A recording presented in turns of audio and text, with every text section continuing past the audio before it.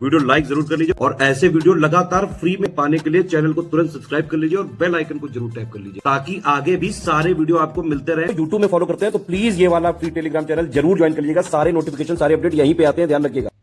Hello दोस्तों, आप सारे व्यूअर्स का बहुत बहुत स्वागत है। एक बार फिर से मंथली करंट अफेयर यहाँ पर कंप्लीट करेंगे मई मंथ 2023 का।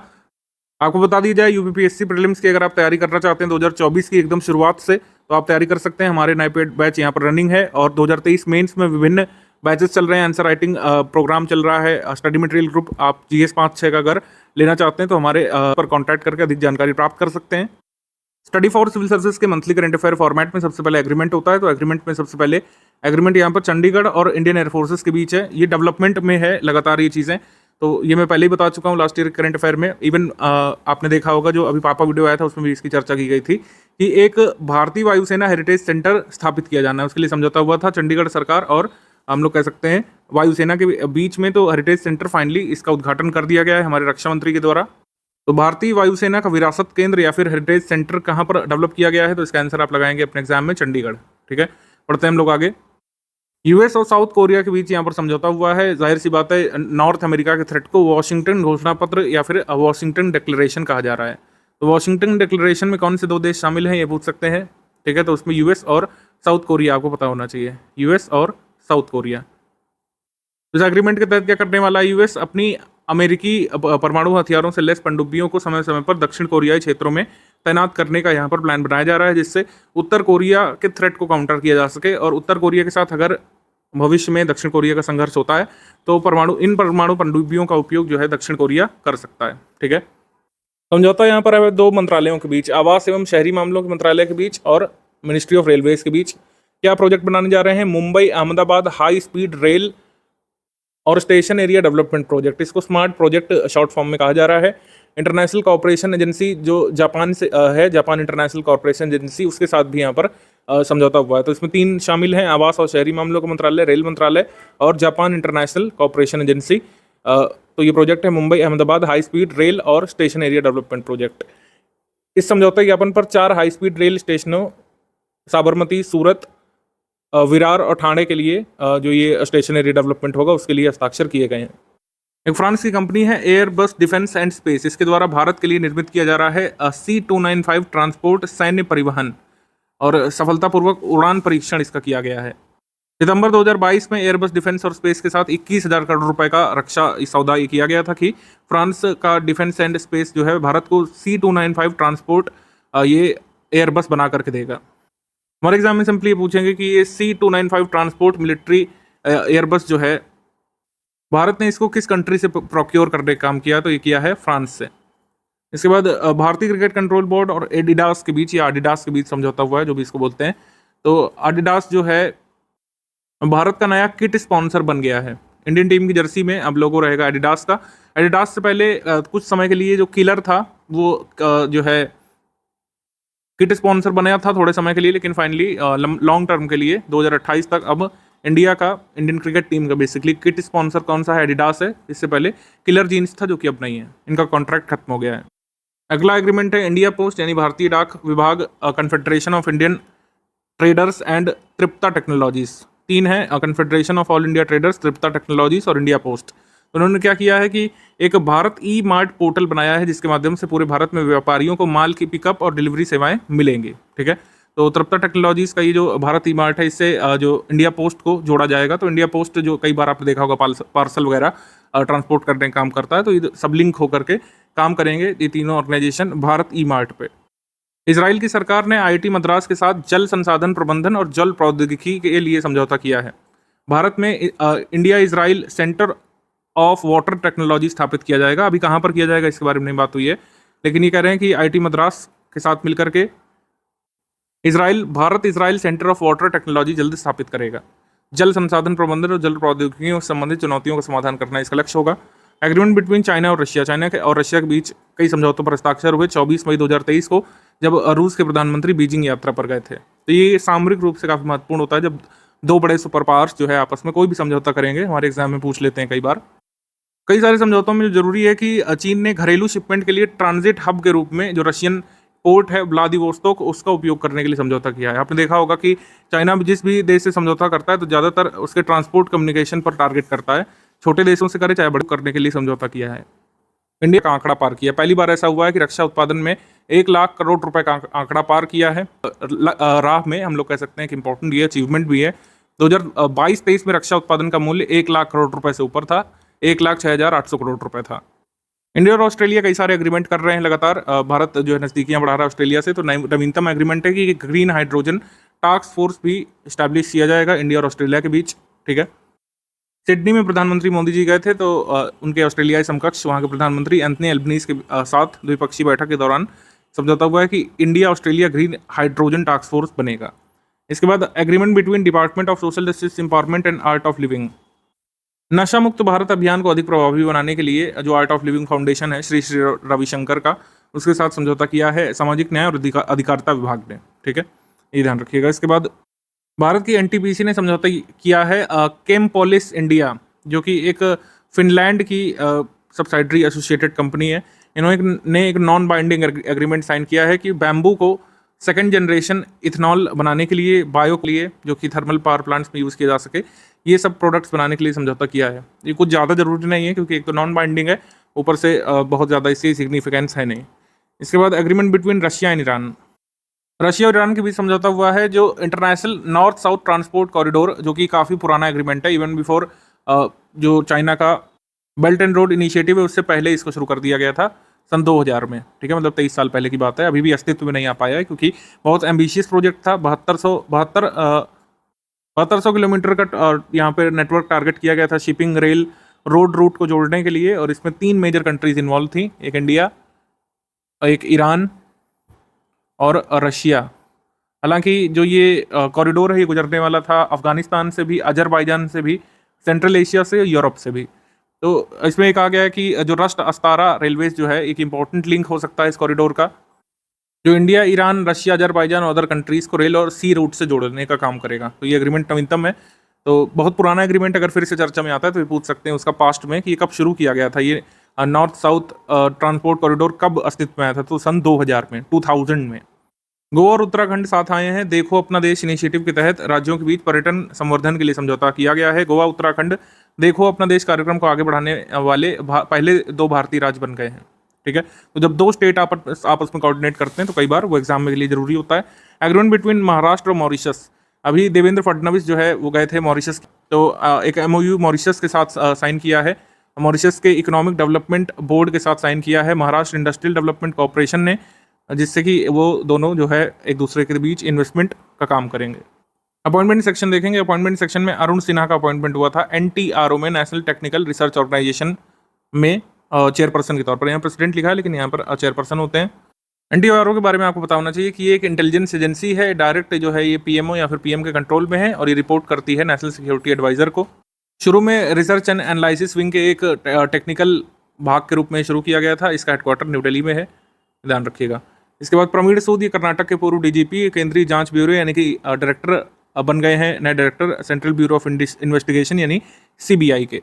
अनंत माहेश्वरी चेयरपर्सन बन गए हैं NASSCOM के, और वाइस चेयरपर्सन NASSCOM के बने हैं राजेश नंबियार। लिंडा याकारिनो, ये ट्विटर की नई CEO बन गई हैं एलॉन मस्क के बाद, और ये NBC यूनिवर्सल से एसोसिएटेड थी। ट्विटर के जो है CEO लगातार एलॉन मस्क बने हुए थे, फाइनली वो पोस्ट से हट गए हैं, उन्होंने लिंडा याकारिनो को बनाया है। भावेश गुप्ता, ये पेटीएम के अध्यक्ष यानी कि चीफ ऑपरेटिंग ऑफिसर बने हैं और प्रेसिडेंट भी बन गए हैं। सिद्धार्थ मोहंती, ये चेयरपर्सन रहे हैं life insurance corporation of India यानी LIC के। P कृष्णा भट्ट, कर्नाटक उच्च न्यायालय के पूर्व न्यायाधीश, ये बास्केटबॉल फेडरेशन ऑफ इंडिया के प्रशासक बन गए हैं, एडमिनिस्ट्रेटर। अरविंद पनगड़िया, इकोनॉमिस्ट, ये नालंदा विश्वविद्यालय के अभी कुलपति यानी कि वाइस चांसलर बने हैं। अरविंद पनगड़िया का नाम ध्यान रखिएगा, फर्स्ट वाइस चेयरपर्सन ये रहे थे नीति आयोग के सृजन के बाद। ओसामा हमाद, ये लीबिया के नए प्रधानमंत्री बने। रवनीत कौर, भारतीय प्रतिस्पर्धा आयोग की पहली महिला अध्यक्षा बन गई हैं, first women chairperson of competition commission of India. Ajay Pal Singh Banga का अपॉइंटमेंट बहुत इंपॉर्टेंट है, हालांकि मैंने पहले ही बता दिया था कि जून में बनने वाले हैं। जून से इनका अपॉइंटमेंट शुरू हो जाएगा। 2 जून से 5 साल के कार्यकाल के लिए इनको चुना गया है विश्व बैंक के अध्यक्ष के रूप में, यानी कि president of world bank, the first ever American citizen belonging to Indian origin to become the president of world bank. David Malpass का इन्होंने स्थान ग्रहण किया है। सेंटियागो पेना ये प्रेसिडेंट बने हैं पराग्वे के। जसवंत सिंह बिरदी इंग्लैंड के वेस्ट मिडलैंड्स के एक शहर कॉवेंट्री के पहले सिख पार्षद ही बने हैं, first Sikh councillor of Coventry, city in the West Midlands of England. तो कॉवेंट्री के फर्स्ट सिख काउंसलर ही बने हैं। Captain Pratima Bhullar New York police विभाग में सर्वोच्च रैंकिंग हासिल करने वाली, सर्वोच्च पद हासिल करने वाली, यहाँ पर रैंकिंग नहीं पद होगा, वाली दक्षिण एशियाई महिला ये बन गई हैं, मतलब हाईएस्ट रैंकिंग पुलिस ऑफिशियल या फिर highest ranking south Asian women in New York police department, captain Pratima Bhullar. आगे है Ram Arjun Meghwal, minister of law and justice with independent charge, इनको दिया गया है और इनके आने के तुरंत बाद ही जो national capital territory of Delhi का जो ऑर्डिनेंस पास किया है, कुछ लोग इस दोनों घटनाओं को जोड़ करके देख रहे हैं। किरण रिजिजू इससे पहले हमारे लॉ मिनिस्टर थे, इनको जो है मिनिस्ट्री ऑफ अर्थ साइंसेस का जो है चार्ज दिया गया था और इनकी जगह आ गए थे अर्जुन राम मेघवाल, जैसे मैंने नाम उल्टा बोल दिया इनका। Doctor Manoj Soni chairperson UPSC के, ये बहुत पहले अनाउंस किए जा चुके हैं, फाइनली इन्होंने पद ग्रहण किया है। आयोग की वरिष्ठतम सदस्य श्रीमती स्मिता नागराज ने शपथ दिलाई थी। आलिया भट्ट ये ग्लोबल लग्जरी फैशन ब्रांड जो गुच्ची है, इसकी पहली भारतीय वैश्विक एम्बेसडर बन गई हैं। तो गुच्ची ने पहली बार किसी भारतीय एक्ट्रेस को या एक्टर को ब्रांड एम्बेसडर बनाया है। आशुतोष दीक्षित ये डिप्टी चीफ ऑफ एयरफोर्स बन गए हैं। Mark Nichols farmer English cricketer और मैच कमेंटेटर ये नए प्रेसिडेंट बन गए हैं मेरी लेबन क्रिकेट क्लब के। ये बहुत इंपॉर्टेंट क्रिकेट क्लब है मेरी लेबन क्रिकेट क्लब, बहुत प्रतिष्ठित है क्रिकेट के क्षेत्र में। अजीत कुमार मोहंती ये चेयरपर्सन एटॉमिक एनर्जी कमीशन के बन गए हैं और secretary department of atomic energy के बन गए हैं। नीरा टंडन ये इंडियन अमेरिकन यानी भारतीय मूल की अमेरिकी नागरिक व्हाइट हाउस की घरेलू नीति सलाहकार बन गई हैं। White House domestic policy advisor जो बाइडन ने इनकी नियुक्ति की है। परमिंदर चोपड़ा भारत की सबसे बड़ी एनबीएफसी पार फाइनेंस कॉर्पोरेशन लिमिटेड की पहली महिला अध्यक्ष और प्रबंध निदेशिका ये बन गई हैं। First women to be appointed as the chairperson and managing director of the Maharatna company. Maharatna का स्टेटस प्राप्त है पावर फाइनेंस कॉर्पोरेशन लिमिटेड को। पंकज सिंह भाजपा के विधायक हैं नोएडा से, इनको निर्विरोध चुना गया है president cycling federation of India का। बाकी अन्य पद नहीं जरूरी है, इनका पद ध्यान रखिएगा। President cycling federation of India के ये बने हैं पंकज सिंह। एस.एन. सुब्रमण्यम नए सीएमडी ये बने हैं L&T नामक कंपनी के। इसके बाद रायना बरनावी ये चर्चा में है, अंतरिक्ष तक उड़ान भरने वाली सऊदी अरब की पहली महिला अंतरिक्ष यात्री हैं। 10 दिवसीय मिशन के लिए इंटरनेशनल स्पेस स्टेशन तक ये गई हैं। इनके मिशन को जो कह सकते हैं हेड कौन कर रहा है, पैगी विटसन। इनके साथी अंतरिक्ष यात्री अली अलकर्नी भी वहाँ पे गए हैं। ये यात्रा जो है स्पेस एक्स के ड्रैगन स्पेसक्राफ्ट से भरी गई थी, जिसको प्रोपेल करने का काम किया था फॉल्कन 9 रॉकेट ने। ठीक है, फ्लोरिडा से यात्रा भरी गई थी, ये ध्यान रखिएगा। इसके बाद आयुष्मान खुराना ये एम्बेसडर बन गए हैं इंडियन टीम के स्पेशल ओलंपिक मतलब जो बर्लिन गेम्स जो होने 2023 में, तो भारतीय टीम के ब्रांड एम्बेसडर ही बन गए हैं या एम्बेसडर बन गए हैं आयुष्मान खुराना बर्लिन गेम्स के लिए इंडियन टीम के एम्बेसडर। उसके बाद सिद्धरमैया ये कर्नाटक के 24वें मुख्यमंत्री और कुल मिलाकर कर्नाटक के दूसरी बार मुख्यमंत्री बने हैं। इनको ओथ एडमिनिस्टर करवाई थी गवर्नर थावरचंद गहलोत ने। एमी पोप ये संयुक्त राष्ट्र प्रवासन एजेंसी यानी कि जो यूएन माइग्रेशन एजेंसी है उसकी फर्स्ट वुमेन डायरेक्टर बनी है Amy Pope. Sourav Ganguly Tripura tourism के ब्रांड एम्बेसडर बने हैं, त्रिपुरा टूरिज्म के। डॉक्टर के गोविंदराज ये प्रेसिडेंट बने हैं बास्केटबॉल फेडरेशन ऑफ इंडिया के। अब awards and honours May month के सबसे पहले वाटर एंड हेरिटेज शील्ड सम्मान ये सिपापू को मिला है। सिपापू बेसिकली एक सैक्रेड मोनूमेंट है जो कि होपी नेटिव्स जो है अमेरिका में, एरिजोना प्रांत यूएस में, वहाँ के लोगों का ये सैक्रेड मोनूमेंट है सिपापू। इसको international council on monuments and sites की तरफ से वाटर एंड हेरिटेज शील्ड का अवार्ड मिला है, तो क्योंकि ये थोड़ा अलग सा नाम था और मतलब ये ज्योग्राफी से एसोसिएटेड है, तो इस वजह से हमने इसको लिया है। उसके बाद इमाइग्रेंट अचीवमेंट अवार्ड ये मिला है नीली बेंदपुड़ी को। नीली बेंदपुड़ी को आप जानते होंगे अगर आप हमारे करंट अफेयर देखते हैं। पेन स्टेट यूनिवर्सिटी की भारतीय मूल की अमेरिकी अध्यक्षा हैं नीली बेंदपुड़ी। अमेरिकी उच्च शिक्षा में उनके योगदान के लिए इस साल उनको जो है इमिग्रेंट अचीवमेंट अवार्ड मिला है।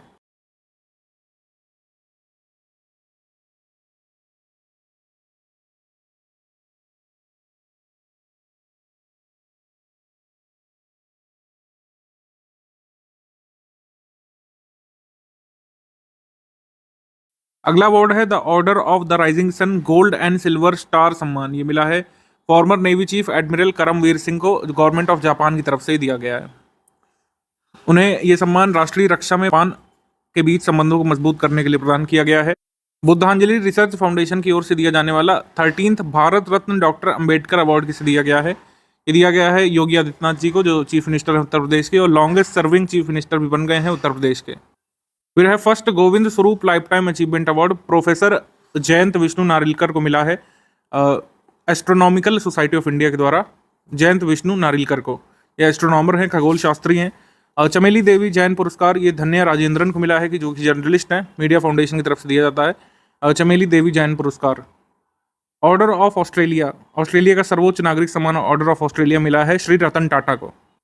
अभी नवरत्न का स्टेटस प्राप्त हुआ है रेल विकास निगम लिमिटेड को, जो कि 13वीं नवरत्न सेंट्रल पब्लिक सर्विस, माफ कीजिएगा, सेंट्रल पब्लिक सेक्टर एंटरप्राइज जो बनी है रेल विकास निगम लिमिटेड, 13वीं नवरत्न कंपनी।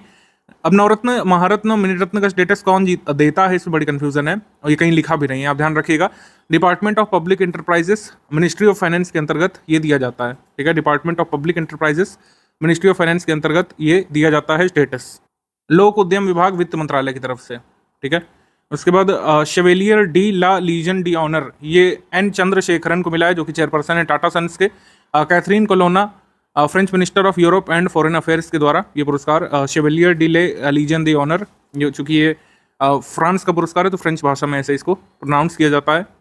ब्रिटिश पार्लियामेंट की तरफ से भारत गौरव सम्मान दिया गया था रमेश पोखरियाल निशंक को, साहित्य के क्षेत्र में उत्कृष्ट योगदान करने के लिए।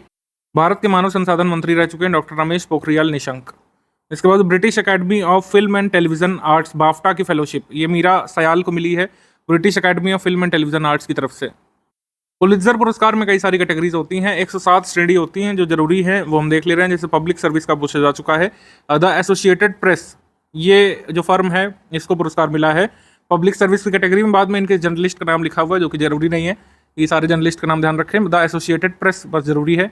इसके बाद नेशनल रिपोर्टिंग के लिए पुरस्कार मिला है कैरोलिन किचनर को वॉशिंगटन पोस्ट के लिए, तो वॉशिंगटन पोस्ट का नाम ध्यान रखिएगा। नेशनल रिपोर्टिंग के क्षेत्र में इंटरनेशनल रिपोर्टिंग के लिए न्यूयॉर्क टाइम्स के स्टाफ को मिला है इंटरनेशनल रिपोर्टिंग के लिए पुलित्जर। फीचर राइटिंग के लिए मिला है वॉशिंगटन पोस्ट की एली सैस्लो। हिस्ट्री कैटेगरी में विनर है Freedom's Dominion a saga of white resistance to federal power, ये किताब है हिस्ट्री पर आधारित जेफरसन कॉवी की, इस पुस्तक को मिला है। नॉवेल की कैटेगरी में 2 विनर हैं, ट्रस्ट नाम की नॉवेल जो हर्नान डियास की है, और डीमन कॉपरहेड जो बारबरा किंग्सलवर की किताब है उसको मिला है। बायोग्राफी की कैटेगरी में जो जी मैन जे एडगर हूवर और मेकिंग ऑफ अमेरिकन सेंचुरी जो ये बेवरली गेज की है, इन दोनों किताबों को मिला है। पोएम की कैटेगरी में winner gone the war the selected poems, ये कार्ल फिलिप्स की जो मतलब पोएम्स है उसको ये पोएम कैटेगरी में मिला है। गोल्डमैन पर्यावरण पुरस्कार, गोल्डमैन एनवायरमेंटल प्राइज, ये गोल्डमैन पर्यावरण फाउंडेशन के द्वारा दिया जाता है। इससे सम्मानित भारतीयों के नाम लिखे हुए हैं रमेश अग्रवाल, MC मेहता, अमिता पाटकर, ठीक है, चंपा देवी शुक्ला, ये सब जीते हुए हैं। इस साल 2023 के अवार्डीज हैं जेफर किजिलकाया तुर्की से या टर्की से, एलेसेंड्रा कुराप मुंड्रुकू ब्राज़ील से, शिलकेवा मुंबा ये आपके जाम्बिया से हैं, टेरो मुस्टोमन ये फिनलैंड से, मुस्टोनन, डेलिमा सिलालाही ये इंडोनेशिया की हैं, डियाने विल्सन ये US से हैं। तो ये 6 अवार्डीज़ हैं, ये गोल्डन एनवायरमेंटल पुरस्कार के अवार्डीज़ हैं। प्रधानमंत्री मोदी जी ने अभी एशिया पैसिफिक या फिर हम लोग कह सकते हैं पैसिफिक की यात्रा की थी।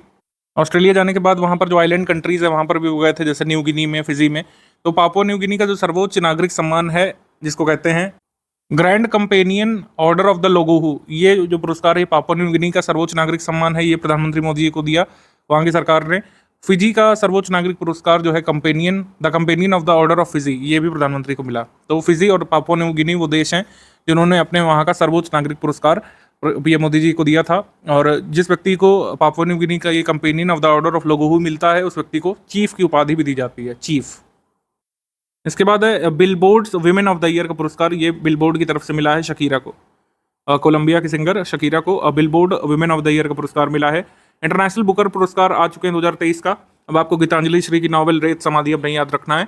2023 का जो अंतर्राष्ट्रीय बुकर पुरस्कार मिला है जॉर्जी गोस्पिडोनियोव की जो किताब है टाइम शेल्टर नामक जो नॉवेल है जॉर्जी गोस्पिडोनियोव की, ये बुल्गारियाई भाषा में प्रकाशित होने वाली पहली ऐसी नॉवेल बनी है जिसको बुकर पुरस्कार मिला है। इसका अंग्रेजी में अनुवाद किया गया था एंजेला रॉडेल के द्वारा, Angela Rodel. 4th national water award आ चुके हैं। जब तीसरा नेशनल वाटर अवार्ड अनाउंस हुआ था तो आर्मी पेपर में पूछा गया था उसके बारे में।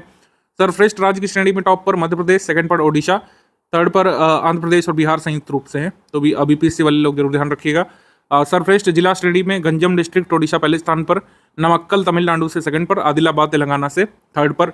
सर्वश्रेष्ठ अर्बन लोकल बॉडी की कैटेगरी में मिला है चंडीगढ़ को, ठीक है। सर्वश्रेष्ठ यूएलबी कैटेगरी में ये मिला है चंडीगढ़ को। बाकी कुछ और कैटेगरीज हैं यहाँ पर, best media, best school, best institution for campus utilisation, best water user association, best industry वगैरह, ये सब नेक्स्ट मंथ अनाउंस होगा 17 जून को, तो उसके बारे में और भी आपको बता दिया जाएगा। फिर इसके बाद शताब्दी पुरुष मैन ऑफ द सेंचुरी की उपाधि मिली है पूर्व लोकसभा सांसद पंडित रामकिशन को। UNESCO Guillermo canoe press freedom award announce किए जाते हैं वर्ल्ड प्रेस फ्रीडम डे के दिन, तो ये 3 लोगों को इस बार मिला है, नीलोफर हमीदी, इलाले मोहम्मदी और नरगिस मोहम्मदी को। नीलोफर, इलाले और नरगिस, ये ध्यान रखिएगा। Last year Belarusian association of journalist को ये पुरस्कार मिला था। इसके बाद आ जाते हैं 1959 का रेमन मैग्सेसे पुरस्कार। अब देखिए 1959 टर्म बहुत इंपॉर्टेंट है, ये इस साल का रेमन मैग्सेसे नहीं है। 1959 में रेमन मैग्सेसे पुरस्कार अनाउंस किया गया था दलाई लामा के लिए, फिर जो है काफ़ी चीज़ें रही, ये पुरस्कार उन तक पहुंच ही नहीं पाया। फाइनली 2023 में जो रेमन मैग्सेसे अवार्ड फाउंडेशन के लोग थे, पर्सनली धर्मशाला हिमाचल प्रदेश में मिले दलाई लामा से, और उन्होंने दलाई लामा को ये पुरस्कार सौंपा व्यक्तिगत तौर पर, ठीक है। तो 1959 का ये रेमन मैग्सेसे पुरस्कार 2023 अप्रैल मंथ में दलाई लामा तक पहुंच पाया, ये इंपॉर्टेंट है। इसके बाद Laureus sports women sportsman, basically Laureus sportsman of the year का पुरस्कार मिला है लियोनेल मेसी को लॉरियस स्पोर्ट्स अवार्ड्स में, और अर्जेंटीना को टीम ऑफ द ईयर का अवार्ड ये मिला है। सागर श्रेष्ठ पुरस्कार 2023 ये कोचीन पोर्ट को मिला है नॉन कंटेनर पोर्ट कैटेगरी में, मिनिस्ट्री ऑफ शिपिंग की तरफ से सागर श्रेष्ठ पुरस्कार। इसके बाद honorary member of the order of the British Empire MBE, honorary member of the order of the British Empire, ये किंग चार्ल्स तृतीय की तरफ से बनाए गए हैं MN नंद कुमार, कर्नाटक से। ग्लोबल गोल्ड अवार्ड ये मिला था, बेसिकली ग्रीन वर्ल्ड अवार्ड्स का एक समारोह आयोजित हुआ था। इसमें महारत्न सेंट्रल सेक्टर PSU जो है power grid corporation of India limited को ये गोल्ड पुरस्कार मिला है ग्रीन ऑर्गेनाइजेशन की तरफ से। इसके बाद honorary Palme d'Or at Cannes film festival, ये माइकलस डगलस को मिला था कान्स फिल्म फेस्टिवल में मानद पाम डियोर, ध्यान रखिएगा ऑनरी पाम डियोर है। पाम डियोर पुरस्कार जो अलग से आएगा वो हम देखेंगे कान्स फिल्म फेस्टिवल ओवर होने के बाद। 68वां फिल्म फेयर पुरस्कार आ चुका है, तो इसमें मुख्य भूमिका में सर्वश्रेष्ठ अभिनेता ये रहे थे राजकुमार राव, बधाई दो फिल्म के लिए। मुख्य भूमिका में सर्वश्रेष्ठ अभिनेत्री आलिया भट्ट गंगूबाई काठियावाड़ी नामक फिल्म के लिए। सर्वश्रेष्ठ निर्देशक संजय लीला भंसाली थे गंगूबाई काठियावाड़ी फिल्म के लिए। लाइफ टाइम अचीवमेंट अवार्ड मिला था प्रेम चोपड़ा को, ठीक है।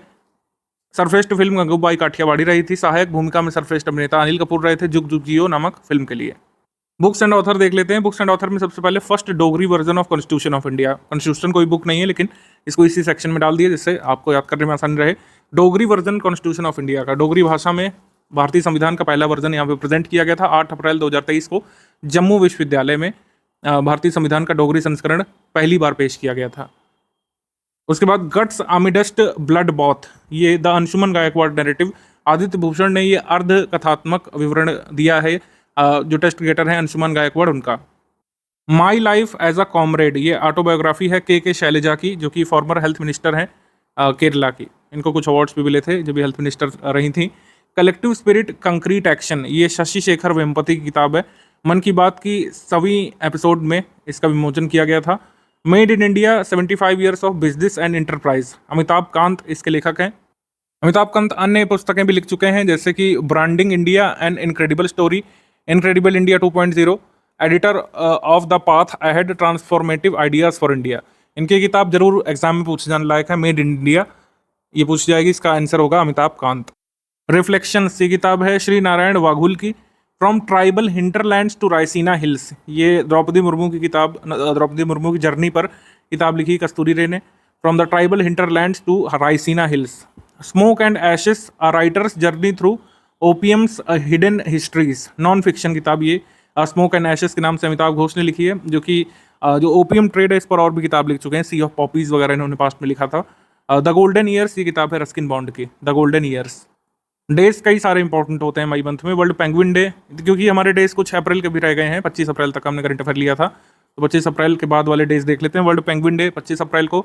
वर्ल्ड इंटेलेक्चुअल प्रॉपर्टी डे 26 अप्रैल को। इंटरनेशनल शेरनोबिल डिजास्टर रिमेम्बरेंस डे, जब शेरनोबिल में विस्फोट हुआ था तो उसको मनाया जाता है 26 अप्रैल को।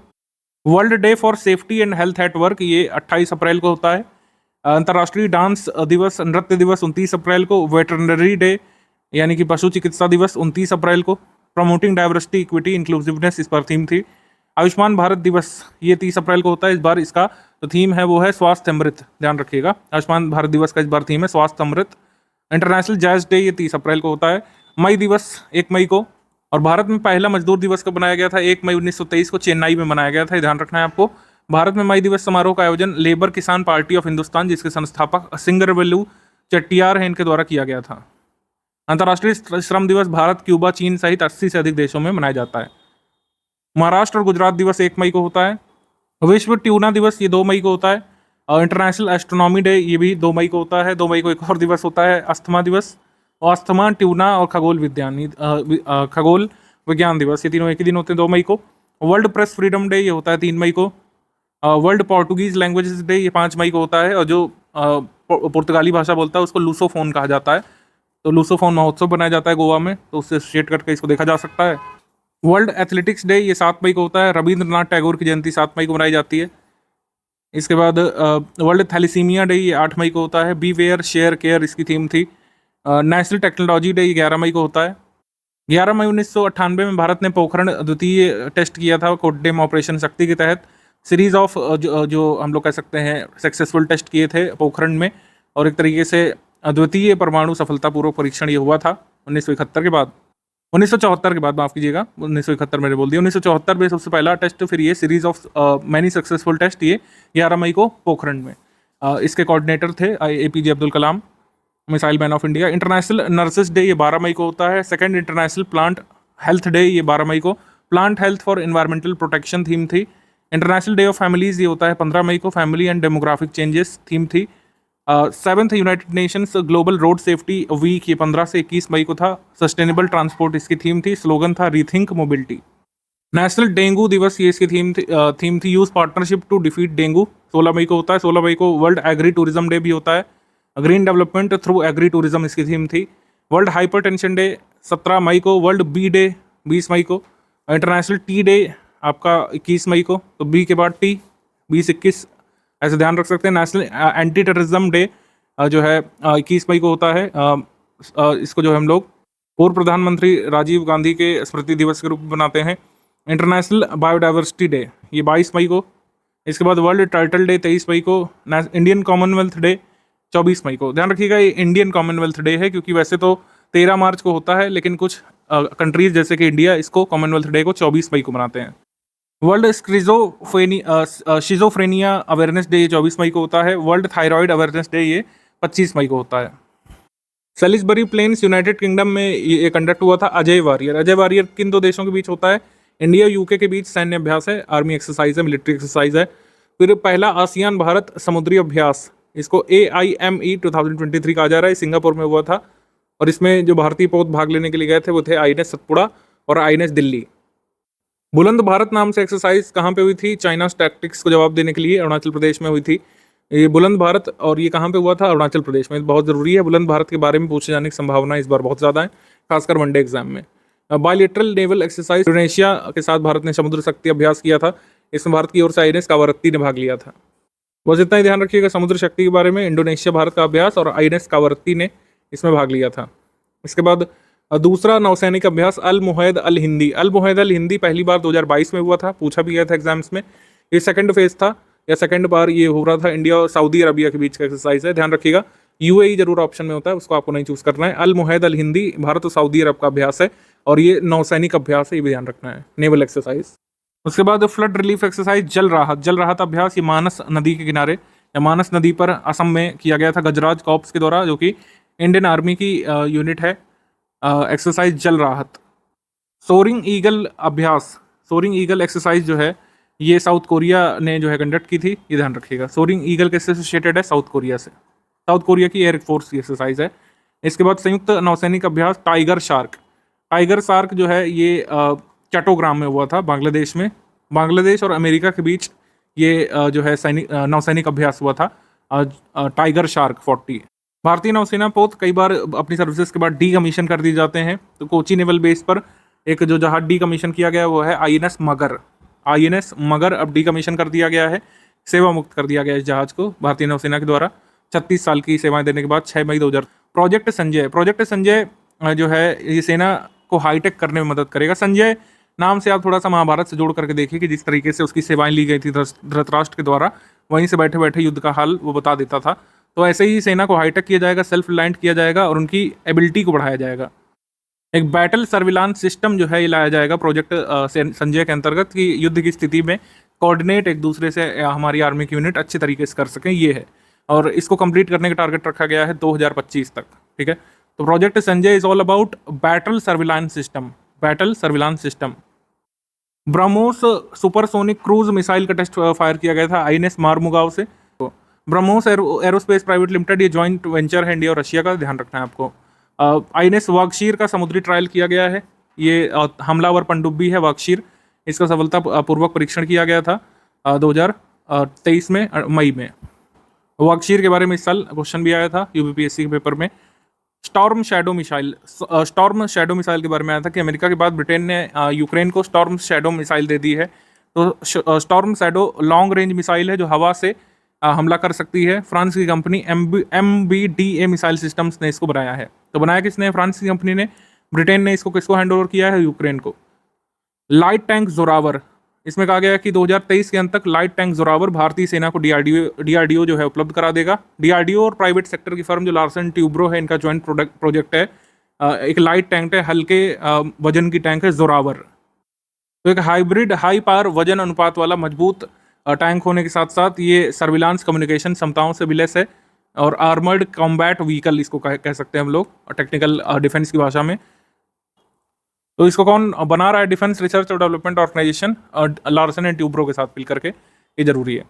इसके बाद भारत में पहली बार 5 महिला अधिकारी भारतीय सिलरी रेजिमेंट में शामिल की गई हैं, ये ध्यान रखना है।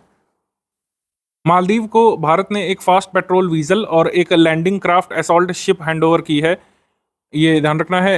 3 दिवसीय यात्रा पर भारत के रक्षा मंत्री गए थे राजनाथ सिंह। इन्होंने 2 मई को मालदीव राष्ट्रीय रक्षा बल को एक तेज गश्ती पोत यानी कि फास्ट पेट्रोल वीजल सौंपा जिसका नाम हुरवी है, और एक लैंडिंग क्राफ्ट आक्रमण जहाज आधिकारिक रूप से सौंप दिया है, तो ये ध्यान रखना है।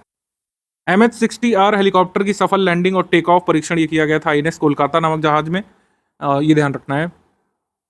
आईएनएस तारिणी आपके बारे में आईएनएस तारिणी के बारे में हमने आपको बताया होगा करीब 6 महीने पहले करंट अफेयर में। यह आईएनएस तारिणी जहाज जो है रियो डी जेनेरियो गया था, वहाँ से उसको रेस लगानी थी केप टाउन तक। तो रेस पूरी करके आईएनएस तारिणी वापस भारत आ गया है 188 दिवस की यात्रा के पश्चात, ठीक है। इसके बाद आईएनएस गरुड़ ने अपने 70 साल की सेवा पूरी की और जो है ये काफ़ी इसका एक फंक्शन हुआ था कि 70 साल जो है आईएनएस गरुड़ ने पूरे कर लिए हैं भारत में। इस जहाज को अभी खैर डीकमीशन नहीं किया गया, ध्यान रखिएगा, लेकिन जल्द किया जा सकता है, इतना पुराना जहाज रखती नहीं है हमारी नौसेना। साइंस एंड टेक में आ जाते हैं। कार्बसार स्पाई सेटेलाइट, ये ब्रिटेन का सेटेलाइट है और ये कम लागत वाला रडार सेटेलाइट है जिससे जासूसी करने के लिए उपयोग करेगा ब्रिटेन इसकी, ठीक है। जासूसी क्षमता का संवर्धन करने के लिए इसको डिज़ाइन किया गया है। इसके बाद सेमी क्रायोजेनिक इंजन का सफलतापूर्वक परीक्षण महेंद्रगिरी तमिलनाडु में किया गया है। तो सेमी क्रायोजेनिक इंजन का सफलतापूर्वक परीक्षण किसने किया है? इसरो ने, ठीक है, इसरो ने। आरएक्सवी वैक्सीन ये अमेरिका ने अप्रूव किया है। US food and drug administration जो है, यूएस FDA जिसको बोलते हैं, जो कि वहाँ का ड्रग रेगुलेटर एजेंसी है, इसने आरएक्सवी को अप्रूव कर दिया, जो कि वर्ल्ड फर्स्ट वैक्सीन है रेस्पिरेटरी सिंक्शियल वायरस के लिए। रेस्पिरेटरी सिंक्साइटियल वायरस के लिए ये वर्ल्ड की पहली वैक्सीन है। NVS-01 नेविगेशन सैटेलाइट लॉन्च किया गया श्रीहरिकोटा आंध्र प्रदेश से, 29 मई को इसको लॉन्च किया गया था। 2232 किलोग्राम वाला ये NVS-01 नेविगेशन उपग्रह को जियो सिंक्रोनस ट्रांसफर ऑर्बिट में तैनात किया गया है। जैसा कि इसका नाम है, इसको कम्युनिकेशन और नेविगेशन पर्पसेस के लिए यूज़ किया जाएगा। इसके बाद चंद्रमा की मिट्टी से सफलतापूर्वक ऑक्सीजन का निष्कर्षण किया गया। Extraction of oxygen from moon soil, Johnson space centre Houston US में। ऐसा पहली बार हुआ है जब चंद्रमा से प्राप्त हुई सॉइल से ऑक्सीजन का निष्कर्षण किया गया है। तो लूनर सॉइल का ऑक्सीजन पहली बार किसी वैक्यूम में निकाला गया है, निर्वात में, ध्यान रखिएगा।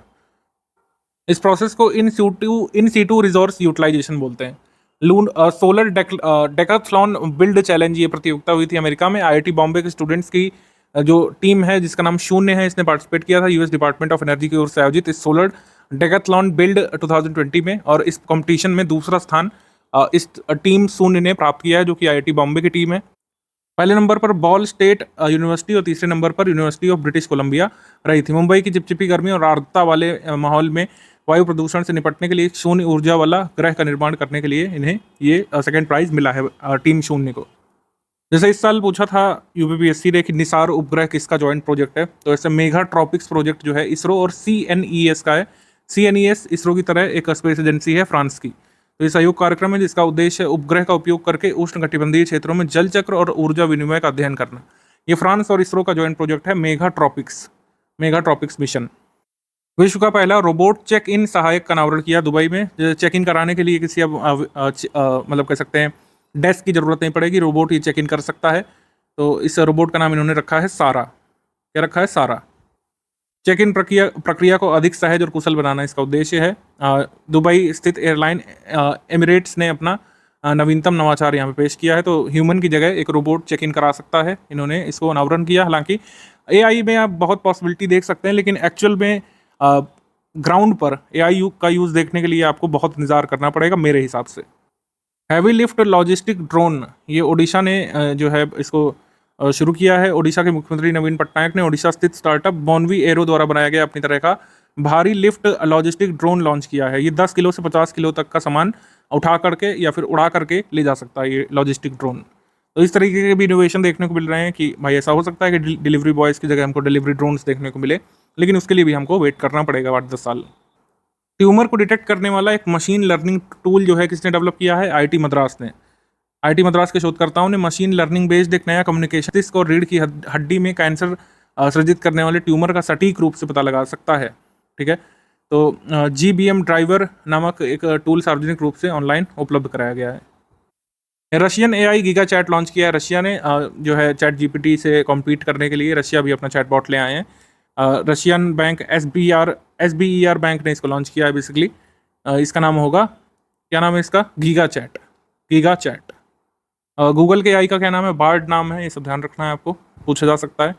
इसके बाद post mission disposal operation of GSAT-12 satellite. GSAT-12 satellite को मिशन कंप्लीट होने के बाद जो डिस्पोज किया जाता है, समुद्र में उतारा जाता है, नष्ट किया जाता है उसको, तो इसरो ने इसको सक्सेसफुली 23 मार्च 2023 को GSAT-12 का पोस्ट मिशन डिस्पोजल ऑपरेशन को पूरा कर लिया। इसको लॉन्च कब किया था भाई, पूछ सकते हैं। GSAT-12 को लॉन्च किया गया था 15 जुलाई 2011 को। माइक्रोसॉफ्ट AI फॉर भारत और इन्फोसिस के सह संस्थापक नंदन नीलेकणी ने व्हाट्सएप के माध्यम से एक जनरेटिव AI संचालित बहुभाषी चैटबॉट जुगलबंदी लॉन्च किया है। अब इसका नाम इतना जो है जुगलबंदी वाला है, तो नाम ही आपसे पूछेंगे कि AI पावर्ड चैटबॉट जो रूरल इंडिया के लिए व्हाट्सएप के माध्यम से जो है लॉन्च किया गया है नंदन नीलेकणी के द्वारा, उसका नाम क्या है? जुगलबंदी। तो ऐसे ग्रामीण क्षेत्रों में सूचना उपलब्धता कराना है जिनकी सरकार तक अभी भी बहुत सीमित पहुंच है। माइक्रोसॉफ्ट के अनुसार चैटबॉट को एज्योर ओपन AI के माध्यम से डेटा सुरक्षा सुनिश्चित करने के लिए डिज़ाइन किया गया है। गूगल ने अपने चैटबॉट बार्ड को ग्लोबली लॉन्च कर दिया है और ये आर्टिफिशियल इंटेलिजेंस आधारित चैटबॉट सर्विस है जो कि लैम्डा लैंग्वेज का उपयोग करती है, लार्ज लैंग्वेज मॉडल को मिला करके। तो लैम्डा टेक्नोलॉजी का इस्तेमाल ही करता है। लेकिन सबसे पहले चैट GPT आया था, उसी की देखा देखी जो है हर ने अपना शुरू किया है, हर कंपनी ने। इन्फोसिस ने अपना टोपास शुरू किया है। टोपास को लॉन्च किया जो कि आर्टिफिशियल इंटेलिजेंस तकनीकों पर आधारित है। हालांकि ये कोई चैटबॉट या टूल नहीं है, ये एक कनेक्टेड इकोसिस्टम बनाना चाहता है जिससे कि जो बिजनेस मॉडल हैं AI आधारित प्रोडक्ट सर्विसेज और उससे नए जो कह सकते हैं टास्क डेवलप कर सकें। AI का उपयोग एक्चुअल में कैसे हो सकता है, आपके ऑफिस वर्क में AI कैसे काम आ सकता है, इस सबको समझने के लिए इन्फोसिस ने टोपाज लॉन्च किया है। ऑब्वियसली ज़्यादा इंपॉर्टेंट रही नहीं, प्रकाश सिंह बादल जो कि फॉर्मर चीफ मिनिस्टर पंजाब के जो 5 बार मुख्यमंत्री रह चुके, वो नहीं रहे। 2015 में पद्म विभूषण से इन्हें सम्मानित किया गया था। 1996 से 2008 तक शिरोमणि अकाली दल के अध्यक्ष भी रहे थे। रंजीत गुहा, ये हिस्टोरियन और मार्क्सिस्ट स्कॉलर, ये नहीं रहे, मार्क्सवादी इतिहासकार और मार्क्सवादी विद्वान रंजीत गुहा नहीं रहे। कौर सिंह, ये भारतीय मुक्केबाज, ये नहीं रहे। स्कीम्स बहुत सारी आई हैं, जैसे स्टार्ट है space science and technology awareness training programme, ये इसरो का प्रोग्राम है कुल मिला करके। इसरो कार्यक्रम का उद्देश्य है कि छात्रों को विज्ञान प्रौद्योगिकी और खासकर अंतरिक्ष विज्ञान प्रौद्योगिकी का एक कह सकते हैं बहुत बेसिक स्तर का परीक्षण दिया जाए, जिससे आगे वो स्पेस टेक्नोलॉजी के क्षेत्र में अपने अवसर तलाश सके। ठीक है, करियर ऑप्शन वो चूज़ कर सके, लेकिन इंट्रोडक्टरी तौर पर स्पेस साइंस और टेक्नोलॉजी से परिचित कराने के लिए ये स्टार्ट मिशन इसरो चलाता है, स्टार्ट प्रोग्राम, बस ये ध्यान रखना है आपको। उसके बाद है कि India's first international multi modal logistics park जो कि जोगी घोपा नामक जगह पर असम में बन रहा है, और लगातार इसका कंस्ट्रक्शन तेजी से चल रहा है। 693 करोड़ रुपए की लागत से बनेगा। मोस्ट इंपॉर्टेंट ये है कि इसको भारतमाला स्कीम के अंतर्गत बनाया जा रहा है। भारतमाला स्कीम 2017 में आई थी और बेसिकली हाईवेज को और मॉडर्नाइज करने के लिए या फिर हाईवेज को बढ़ाने के लिए कुल मिलाकर और भारत में रोड कनेक्टिविटी को बूस्ट करने के लिए आई थी। तो ये है कुल मिलाकर के इसका कार्य जल्द पूरा होने की संभावना है। पोषण भी पढ़ाई भी प्रोग्राम शुरू किया गया है ministry of women and child development की ओर से। इसका मेन ऑब्जेक्टिव है कि अर्ली चाइल्डहुड केयर और में एजुकेशन और न्यूट्रिशन का क्या रोल है इसके बारे में जागरूकता क्रिएट करना। फिर ऑपरेशन करुणा। ऑपरेशन करुणा बेसिकली है चक्रवात मोर्चा से प्रभावित म्यांमार की सहायता करने के लिए। ठीक है, तो ऑपरेशन करुणा की शुरुआत की गई थी भारत के द्वारा और भारत के 3 जहाज 18 मई के करीब ह्यूमैनिटेरियन असिस्टेंस लेकर के गए थे। INS Shivalik, INS Kamorta, INS Savitri गए थे। उसके बाद 2 दिन बाद आईएनएस घड़ियाल भी गया था। ठीक है, तो आईएनएस घड़ियाल भी गया था ह्यूमैनिटेरियन असिस्टेंस लेकर के म्यांमार। तो इसमें कई सारे क्वेश्चन बन सकते हैं कि पहली बात तो ऑपरेशन करुणा किस साइक्लोन के लिए आया था, ये ऑपरेशन करुणा किस देश के लिए भारत ने चलाया, तो इसका आंसर म्यांमार है। कौन कौन से जहाज गए थे, तो आईएनएस घड़ियाल गया था, आईएनएस सावित्री गया था, आईएनएस शिवालिक गया था, आईएनएस कोमोर्ता गया था। कौन सा जहाज नहीं गया था ये भी पूछ सकते हैं, तो 4 जहाज ही गए थे, ध्यान रखिएगा। सक्षम प्लेटफॉर्म जारी किया गया है ministry of health and family welfare की ओर से और इसका कुल मिलाकर उद्देश्य एक डिजिटल लर्निंग प्लेटफॉर्म है जो कि national institute of health and family welfare ने डेवलप किया है। इसका उद्देश्य है हेल्थ रिलेटेड ट्रेनिंग प्रोग्राम्स को ऑर्गेनाइज करना डिजिटल मोड में हमारे हेल्थ प्रोफेशनल्स यानी डॉक्टर्स के लिए। महिला सम्मान बचत योजना अनाउंस की गई थी, 1 अप्रैल को की गई थी। अप्रैल में हमने इसको कवर नहीं किया था तो हम इसको बता दे रहे हैं। 1 अप्रैल 2023 से शुरू किया गया था। सेविंग्स पर 7.5% का ब्याज इसमें विमेन को मिलने वाला था। लेकिन ध्यान रखिएगा कि ये जो डिपॉजिट बनेगा या फिर जो बचत योजना है इसका टेन्योर सिर्फ 2 साल का रहेगा। ये बहुत ज़रूरी है और ये एग्जाम में पूछा भी जा सकता है। महिला सम्मान बचत योजना में मैक्सिमम डिपॉजिट कितना किया जा सकता है, ये अगर आपसे पूछे तो ये 2 लाख ही है, ध्यान रखना है। 2 लाख 2 साल के लिए ये जमा किया जा सकता है, इससे ज़्यादा नहीं। 50 स्टार्टअप एक्सचेंज प्रोग्राम 8 से 12 मई के बीच 5 दिवसीय जो ये स्टार्टअप एक्सचेंज प्रोग्राम हुआ था, भारत ने किसके साथ किया था, बांग्लादेश के साथ किया था। बस यही ज़रूरी है। इस प्रोग्राम के अंतर्गत 50 स्टार्टअप बांग्लादेश के और 50 स्टार्टअप इंडिया के एक दूसरे के देश में जा करके म्यूचुअल कोऑपरेशन एक्सटेंड करने वाले थे। बस ये स्कीम थी, यह प्रोग्राम था। भारत और बांग्लादेश के बीच था 50 startup exchange programme. Production linked incentive scheme जो है जो करीब 2021 से रनिंग है, तो इसमें सूचना प्रौद्योगिकी हार्डवेयर के उत्पादन से जुड़ी पीएलआई को इम्प्रूव कर दिया गया है और 17,000 करोड़ रुपए का बजट परिव्यय इसमें रखा गया है केवल सूचना प्रौद्योगिकी हार्डवेयर के उत्पादन के लिए। ठीक है, यानी कि production of information technology hardware के प्रमोशन के लिए 17,000 करोड़ रुपए का बजट आउटले रखा गया है। और कितने सेक्टर अब तक इंक्लूड किए जा चुके हैं, अप्रैल 2023 तक 14 सेक्टर पीएलआई के अंतर्गत आ चुके हैं जिनको इंसेंटिव मिलेगा, ये ध्यान रखना है आपको। विवाद से विश्वास योजना ये जो आई थी इसको एक्सटेंड किया गया है आगे भी। इसमें कहा गया कि एमएसएमई को राहत इसमें दी जाएगी। इसमें कहा गया कि एमएसएमई द्वारा कोविड अवधि के दौरान अगर अनुबंधों को निष्पादित करने में विफलता पाई गई है, बोली या प्रदर्शन सुरक्षा से संबंधित जो अगर राशि सरकार ने जब्त की है तो सरकार 95% जब्त राशि वापस करेगी और सरकारी उपक्रमों द्वारा वापस कर दी जाएगा एमएसएमई को। इस तरीके से एमएसएमई का कोई पैसा या बिड डूबेगी नहीं, ये है कुल मिला करके। मतलब कोविड अवधि के दौरान अगर एमएसएमई ने कोई बिड ली थी, वो नहीं उसको पूरा कर पा रहे हैं, नहीं शर्तों को पूरा कर पाए, उनका पैसा अगर डूब जाता है तो उसको पैसा सरकार वापस कर देगी। स्वामी फंड, अगर आपको याद हो, स्वामी फंड को 2019 में लॉन्च किया गया था। इसका उद्देश्य था कि कोई जो प्रोजेक्ट रुक जाते हैं हाउसिंग के किसी भी कारण से, तो उसको रुके ना रहने देना, उसमें अपना पैसा लगाना और प्रोजेक्ट को कंप्लीट करना। इस स्वामी फंड को एसबीआई कैप वेंचर्स लिमिटेड के द्वारा मैनेज किया जाता है जो कि स्टेट बैंक ग्रुप का ही पार्ट है। इसका उद्देश्य देखिए क्या लिखा हुआ है कि to provide financial assistance to facilitate completion of stalled housing project. तो प्रोजेक्ट किसी भी कारण से, किसी विवाद के कारण से, पैसे की कमी कारण से, बिल्डर के दिवालिया हो जाने के कारण से अगर उसको पूरा करवाना इसका उद्देश्य था स्वामी इन्वेस्टमेंट फंड का। स्वामी इन्वेस्टमेंट फंड में पैसा बढ़ाया है सरकार ने, ठीक है, मार्च 2023 में, और पैसा इस फंड में सरकार ने बढ़ाया है करीब 50 अरब रुपयों का। थैलीसीमिया बाल सेवा योजना शुरू की गई स्वास्थ्य एवं परिवार कल्याण मंत्रालय की तरफ से। इसमें क्या है, कोल इंडिया लिमिटेड द्वारा उनके CSR इनिशिएटिव के रूप में इसको समर्थन दिया जा रहा है। थैलीसीमिया बाल सेवा योजना में 10 इम्पैनल्ड अस्पतालों में थैलीसीमिया के जो बच्चे रोगी हैं बेसिकली, क्योंकि बचपन में डिटेक्ट हो जाता है, तो 356 हड्डी मज्जा अस्थि मज्जा प्रत्यारोपण सफलतापूर्वक उनका किया जाएगा, जो कि बहुत महंगा इलाज होता है। बोन मैरो जो ये ट्रांसप्लांट होता है काफ़ी महंगा होता है, तो इसको किया जाएगा कोल इंडिया लिमिटेड के CSR फंड से। तो ये है थैलीसीमिया बाल सेवा योजना। इसमें पूछेंगे क्या कि इसमें कौन सहयोग दे रहा है, अपना कोल इंडिया लिमिटेड दे रहा है। इसमें करेगी क्या सरकार, जिन बच्चों में डिटेक्ट होता है थैलीसीमिया उनका बोन मैरो ट्रांसप्लांट सरकार कराएगी अपने खर्चे पे। ये है। सागर परिक्रमा इनिशिएटिव जो है ministry of fisheries animal dairy husbandry dairying का है, जिसको चलाया गया था जो लोग मछुआरे और अन्य जो समुद्री हितधारक हैं उनकी आर्थिक उन्नति करने के लिए, उनकी समस्याओं को हल करने के लिए जो पहल है, इसका 5th फेज चलाया जा रहा है, सागर परिक्रमा यात्रा इनिशिएटिव। तो प्रधानमंत्री मत्स्य संपदा योजना किसान क्रेडिट कार्ड का लाभ अगर मछुआरों को नहीं मिल पा रहा है तो उनको इससे जोड़ना है, लक्ष्य होगा।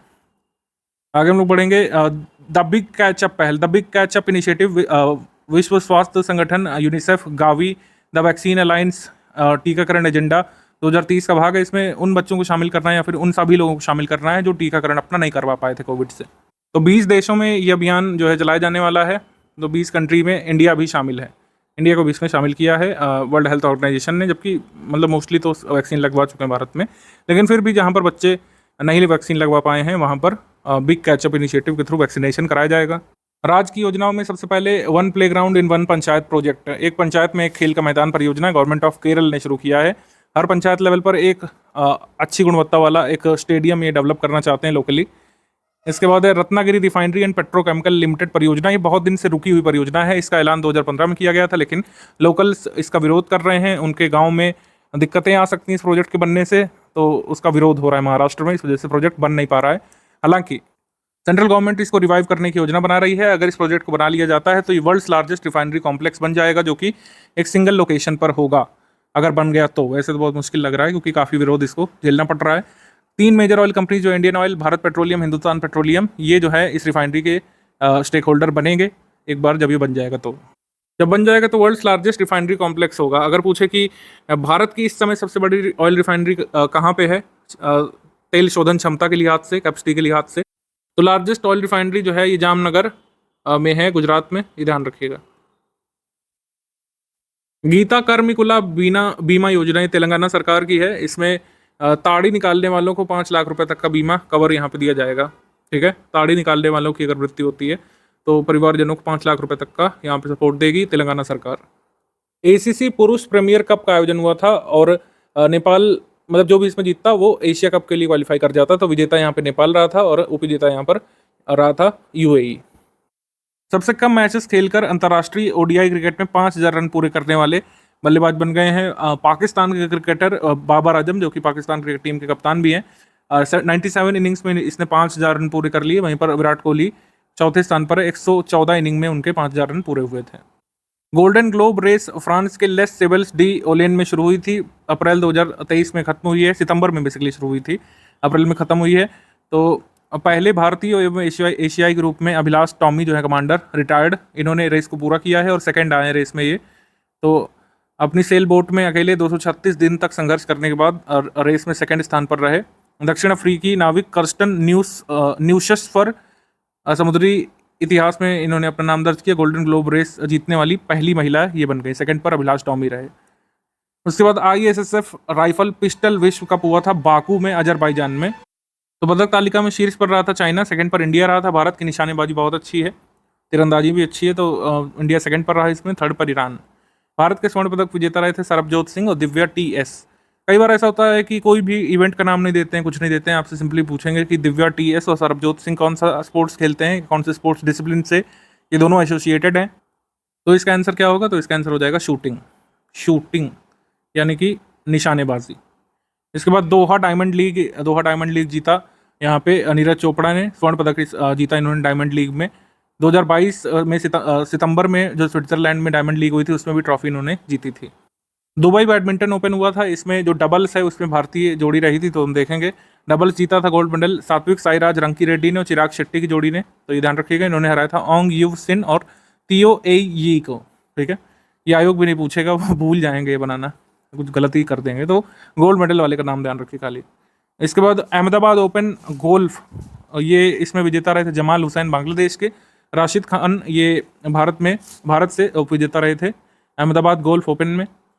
खेलो इंडिया यूनिवर्सिटी गेम्स इस बार उत्तर प्रदेश में हो रहे हैं, तो इससे प्रश्न बनने की बहुत संभावना रहेगी। वैसे भी उत्तर प्रदेश के 4 नगरों में हो रहा है ये, लखनऊ में, नोएडा में, गोरखपुर में और वाराणसी में। ये 4 लोकेशन से ध्यान रखिएगा। इसका लोगो जारी किया गया था जो है union minister of youth affairs और यूपी के मुख्यमंत्री साथ में आए थे। इसका जर्सी, एंथम, मैस्कॉट, टॉर्च वगैरह जारी किया गया है। मशाल इसमें जारी की गई है। मशाल का जो थीम है वो शक्ति। और खेलो इंडिया हर दिल में देश, ये इसका एंथम है। इसको कंपोज किया पलाश सेन ने। मोस्ट इंपॉर्टेंट इसका मैस्कॉट है जीतू में, इसका मैस्कॉट है जो कि एक बारहसिंगा है बेसिकली। बाकी इसमें टॉप पर कौन रहा, किसने मेडल वगैरह जीता, ये आपको बताया जाएगा बाद में। इसके बाद FIM world junior GP world championship, Joy Jeffrey Emmanuel इन्होंने रेस में जो है फर्स्ट फिनिश किया पहले राउंड में FIM world championship junior GP में। ठीक है, जेफरी जो चेन्नई से हैं, ये पहले और एकमात्र इंडियन हैं जिन्होंने जूनियर GP के लिए क्वालिफाई किया है। तो इस वजह से हमने लिया है, क्योंकि किसी भी स्पोर्ट डिसिप्लिन में अगर कोई भारतीय पहली बार कुछ कर रहा है तो वो जरूरी हो जाता है, तो ध्यान रख सकते हैं। जूनियर ग्रैंड प्री इसका मतलब कुल मिला करके। आर्चरी वर्ल्ड कप ये हुआ था स्टेज 1, इसका आयोजन हुआ था अंटालिया तुर्की में। स्वर्ण पदक इसमें ज्योति सुरेखा वेनम और ओजस प्रवीण देवताले ने जीता। स्वर्ण पदक इसमें जीता ज्योति सुरेखा वेनम ने महिलाओं की व्यक्तिगत कंपाउंड में। रजत पदक अतानुदास धीरज बोमदेवरा और तरुणदीप रॉय ने जीता। कांस्य पदक धीरज बोमदेवरा ने जीता। तो ये ध्यान रख सकते हैं। इनके पदक का अपना ध्यान रखिए, इनका इवेंट बिना ध्यान रखिए, खाली इनके नाम ध्यान रखिए और ध्यान रखिए कि ये किस स्पोर्ट्स डिसिप्लिन से एसोसिएटेड है। ये तीरंदाजी से एसोसिएटेड है, तीरंदाजी या फिर हम लोग कह सकते हैं आर्चरी। आगे बढ़ते हैं हम लोग। IPL करियर में 7,000 रन बनाने वाले पहले बल्लेबाज बने विराट कोहली इस सीजन में। भाला फेंक रैंकिंग में दुनिया के नंबर 1 एथलीट बने थे ये नीरज चोपड़ा भारत से। मई 2022 में रैंकिंग रिलीज हुई थी वर्ल्ड एथलेटिक्स की तरफ से। तो जेवलिन थ्रो में मेंस में लेटेस्ट रैंकिंग में नंबर 1 पर आ गए थे मई में ये नीरज चोपड़ा। गटका जो पंजाब की पारंपरिक मार्शल आर्ट है, इसको गोवा में होने वाले 37वें नेशनल गेम्स में शामिल कर लिया गया ऑफिशियली, ये ध्यान रखना है। शुभमान गिल पहले ऐसे इंडियन क्रिकेटर बन गए हैं जिन्होंने सेंचुरी बनाई एक ही क्रिकेट सीजन में, टेस्ट क्रिकेट में, T20 क्रिकेट में, ODI क्रिकेट में भी और IPL क्रिकेट में भी। इसके बाद शारजाह स्टेडियम का एक स्टैंड का नाम बदल करके सचिन तेंदुलकर के नाम पर रख दिया गया है उनके सम्मान में। Third hero super cup football का जो हुआ था, इसमें ओडिशा FC ये विजेता रहा था, बेंगलुरु FC यहाँ पे रहा था उप विजेता। टोटल 26 टीमों ने यहाँ पे पार्टिसिपेट किया था। 15वां गार्डन ओपन टेनिस टूर्नामेंट हुआ था, इसमें विजेता रहे थे सुमित नागल और उप विजेता रहे थे जैस्पर डी जोंग। इसके बाद ब्रिटिश F4 चैंपियनशिप हुई थी। अर्जेंटीना मोटर स्पोर्ट के युवा भारतीय रेसिंग स्टार जेडन पारियट ने डोनिंगटन पार्क में और ये ब्रिटिश F4 चैंपियनशिप में पहले दौर में पोडियम फिनिश किया। पोडियम फिनिश करने वाले पहले भारतीय बने। IPL का 16वां संस्करण फाइनली समाप्त हुआ था। 28 मई को फाइनल होना था, लेकिन 29 मई को हुआ, बारिश की वजह से एक दिन पोस्टपोन हुआ था। चेन्नई सुपर किंग्स विनर रही। मुंबई इंडियंस 5 टाइटल्स जीतने वाली दूसरी टीम चेन्नई सुपर किंग्स बन गई है। मुंबई इंडियंस के पास 5 टाइटल्स पहले से हैं। 74 मैच हुए थे, 10 टीमों ने पार्टिसिपेट किया था। फाइनल का आयोजन नरेंद्र मोदी स्टेडियम गुजरात में हुआ था। चेन्नई सुपर किंग्स ने 5वीं बार जीता टाइटल। उप विजेता टीम रही Gujarat Titans. Orange cap Shubman Gill के पास, पर्पल कैप मोहम्मद शमी के पास। ये सब जो है जरूरी है। इसके बाद आ जाते हैं समिट्स पर। तो G20 स्वास्थ्य कार्य समूह की दूसरी बैठक गोवा में हुई थी। और 8th India Thailand defence dialogue ये हुआ था अप्रैल 20 तारीख को बैंकॉक थाईलैंड में। इंडिया स्टील एक्सपो इसका आयोजन हुआ था मुंबई महाराष्ट्र में। National conference on infertility in women सृजना नाम से महिलाओं में संतानोत्पत्ति की अक्षमता पर राष्ट्रीय सम्मेलन हुआ था न्यू दिल्ली में। आयुष मंत्रालय की तरफ से ये हुआ था। 5th ग्लोबल आयुर्वेद फेस्टिवल, ये कहा जा रहा है कि 1 से 5 दिसंबर तक केरल के तिरुवनंतपुरम में इस साल आयोजित होगा। Emerging challenges in health care and Ayurveda, ये इसकी थीम होगी। तो दिसंबर का, दिसंबर में एक बार फिर से देख लेंगे। 3rd G20 meeting education working group की ये भुवनेश्वर में हुई थी। इसके बाद पीटर्सबर्ग क्लाइमेट डायलॉग ये बर्लिन में हुआ था 2 से 3 मई को। South Asia clean energy forum, इसका आयोजन हुआ था United states agency for international development ने बांग्लादेश, भूटान सहित दक्षिण एशियाई देशों में सहयोग, संवर्धन और स्वच्छ ऊर्जा पहलों को आगे बढ़ाने के लिए इसका आयोजन किया था। वर्चुअल तौर पर ये सारे राष्ट्र शामिल हुए थे कुल मिलाकर। भारत स्पेन का संयुक्त आयोग का 12वां सेशन ये हुआ था न्यू दिल्ली में अप्रैल 2023 में। और इस बार जो है स्वर्ण जयंती भारत मना रहा है। India Spain joint commission mechanism के एक तरीके से 50 साल पूरे हो गए। 1972 में बना था जॉइंट कमीशन भारत स्पेन का। G20 हेल्थ मिनिस्टीरियल मीट ये हुई थी नागासाकी, G7 की, माफ कीजिएगा, नॉट G20, G7 की हेल्थ मिनिस्ट्रियल मीट हुई थी नागासाकी जापान में, क्योंकि इस साल जापान के पास अध्यक्षता थी G7 की। G7 शिखर सम्मेलन भी हिरोशिमा में हुआ। तो सारी जो भी G7 की अध्यक्षताएं होंगी या फिर विभिन्न आयोजन होंगे वो जापान में ही होंगे। अंडरस्टूड है। IPL में emerging player of the year रहे थे यशस्वी जायसवाल, ये नोट कर लीजिएगा, ये भी जरूरी हो सकता है। यशस्वी जायसवाल। तो G7 की हेल्थ मिनिस्टर्स की मीट हुई थी। इसमें G7 कंट्रीज और आउटरीच 4 कंट्रीज यानी कि इंडिया, इंडोनेशिया, वियतनाम और थाईलैंड के स्वास्थ्य मंत्रियों ने भी पार्टिसिपेट इसमें किया था। इसके बाद 42वां आसियान समिट, 42वां आसियान शिखर सम्मेलन, ये लाबुआन बाजो इंडोनेशिया में हुआ था। इसकी थीम थी ASEAN matters epicentrum of growth. ASEAN के इस साल की अध्यक्षता किसके पास थी? इंडोनेशिया के पास थी। और ये सुनने में आ रहा है कि 1 जनवरी 2024 से 1 जनवरी 2024 से ये अध्यक्षता चली जाएगी वियतनाम के पास। इसके बाद अखिल भारतीय वेद विज्ञान सम्मेलन, ये नई दिल्ली में हुआ था 29 अप्रैल को। इंटरनेशनल म्यूजियम एक्सपो, इसका आयोजन हुआ था भारत में, न्यू दिल्ली में, और ये काफ़ी चर्चा में रहा था। संग्रहालय स्थायित्व व कल्याण इसकी थीम थी। डे एट म्यूजियम नामक ग्राफिक नॉवल भैया मोदी जी ने इसको जारी किया था। इसका मैस्कॉट काफ़ी चर्चा में आया था। डांसिंग गर्ल जो मिली थी इंडस वैली सिविलाइजेशन से, उसी से इंस्पायर्ड ये जो मैस्कॉट था, इसको द्वारपाल या फिर कह सकते हैं डोर गार्जियन कहा गया था, द्वारपाल।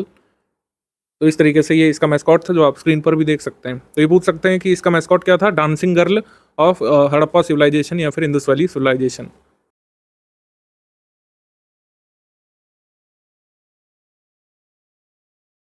नाइनटीन्थ वर्ल्ड मेट्रोलॉजिकल कांग्रेस का आयोजन हुआ था जेनेवा, स्विट्जरलैंड में, और ये जो है 22 मई से 2 जून तक चली थी। Third forum for India Pacific island cooperation summit, तीसरा forum for India Pacific island cooperation शिखर सम्मेलन, ये ports Moresby, Papua New Guinea में हुआ था। PM Modi ji Papua New Guinea की यात्रा पर भी थे, तो इन पर्सन वो वहाँ पे गए थे। तो भारत ने और पापुआ न्यू गिनी ने इस सम्मेलन की सह अध्यक्षता की थी, हम लोग कह सकते हैं। इसमें 14 प्रशांत द्वीपीय राष्ट्र शामिल हैं, जैसे कि फिजी है, जैसे कि जो है सोलोमन आइलैंड है, जितने भी आसपास के आइलैंड है वहाँ पर वे सब हैं। आसियान टूरिज्म फोरम 2024, इसकी मेजबानी लाओस करने वाला है। आसियान में 2024 की चेयर किसके पास जाएगी? वियतनाम या फिर लाओस, ये अभी डिसाइड नहीं हुआ है। तो दोनों कंटेंडर हैं। लाओस को यहाँ पर टूरिज्म फोरम 2024 की मेजबानी मिल गई है, जो कि जनवरी 2024 में होगा। दूसरी G20 शेरपाओं की बैठक ये हुई थी कोटायम केरल में।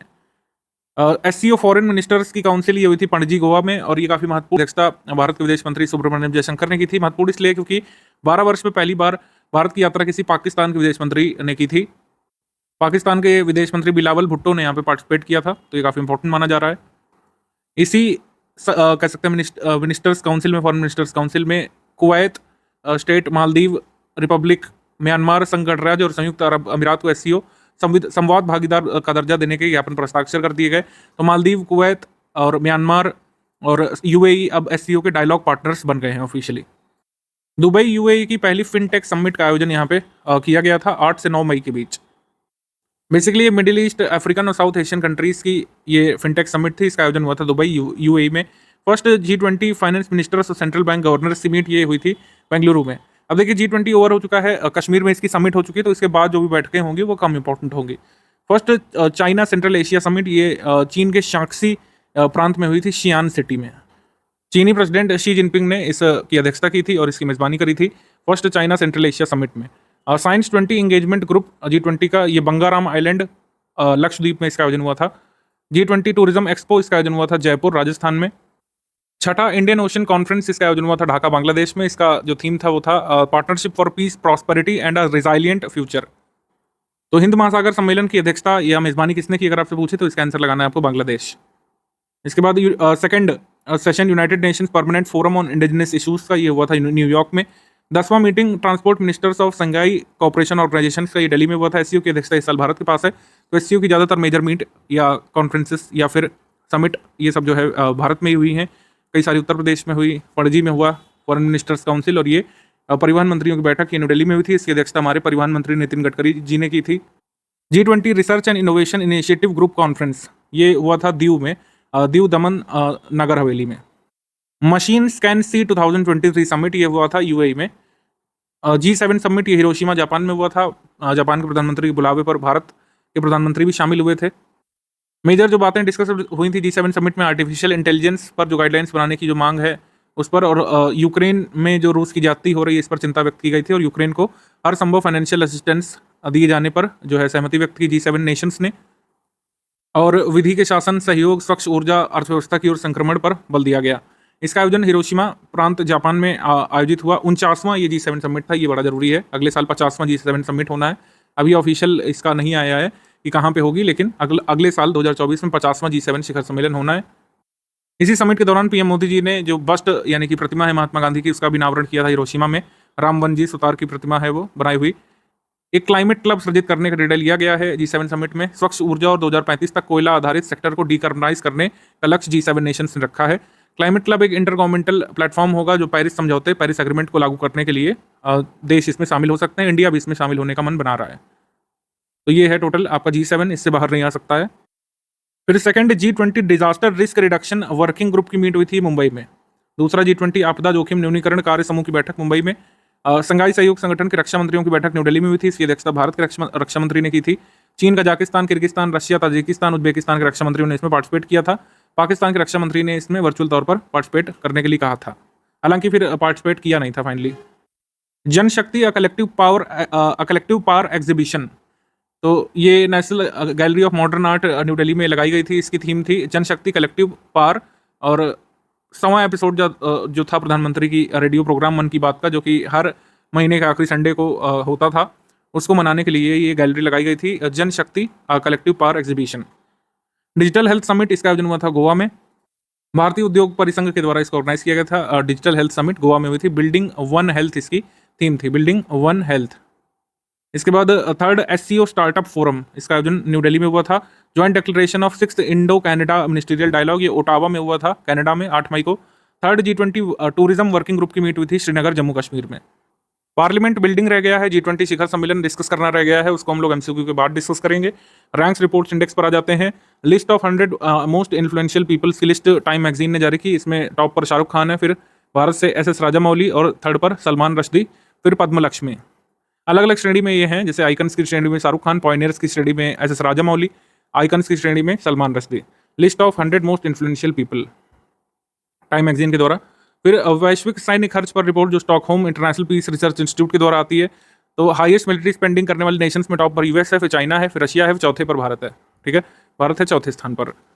नेशनल मैन्युफैक्चरिंग इनोवेशन सर्वे 2021-22 आ चुका है। इसमें टॉप 5 जो स्टेट और यूटीज़ हैं उनकी लिस्ट देख लेते हैं। टॉप पर है इसमें कर्नाटक, सेकंड पर यूटी है, दादर नगर हवेली और दमन दीव, थर्ड पर तेलंगाना, फोर्थ पर तमिलनाडु, फिफ्थ पर उत्तराखंड, 14वें पर है उत्तर प्रदेश, और लास्ट स्टेट इसमें है बिहार मैन्युफैक्चरिंग इनोवेशन सर्वे में। फर्स्ट पर कर्नाटक है, ध्यान रखिएगा, और 14वें पर Uttar Pradesh. Highest paid athletes की लिस्ट आई थी फोर्ब्स की लेटेस्ट, इसमें क्रिस्टियानो रोनाल्डो टॉप पर, लियोनेल मेसी सेकंड पर, किलियन एम्बापे जो कि फुटबॉल प्लेयर हैं फ्रांस के, वो थर्ड पर हैं। इसके बाद वर्ल्ड प्रेस फ्रीडम इंडेक्स आ चुका है। रिपोर्टर्स विदाउट बॉर्डर्स इसको जारी करता है। वर्ल्ड प्रेस फ्रीडम डे के दिन 180 कंट्रीज की लिस्ट आती है, काफ़ी बड़ी लिस्ट, और इसमें भारत को स्थान दिया है 161वां। ठीक है, भारत को 161वां स्थान इसमें दिया है, यानी कि भारत में प्रेस फ्रीडम बहुत खराब है इनके हिसाब से। नॉर्वे यहाँ पर टॉप पर है, आयरलैंड टॉप पर है, और डेनमार्क यहाँ पर टॉप पर है।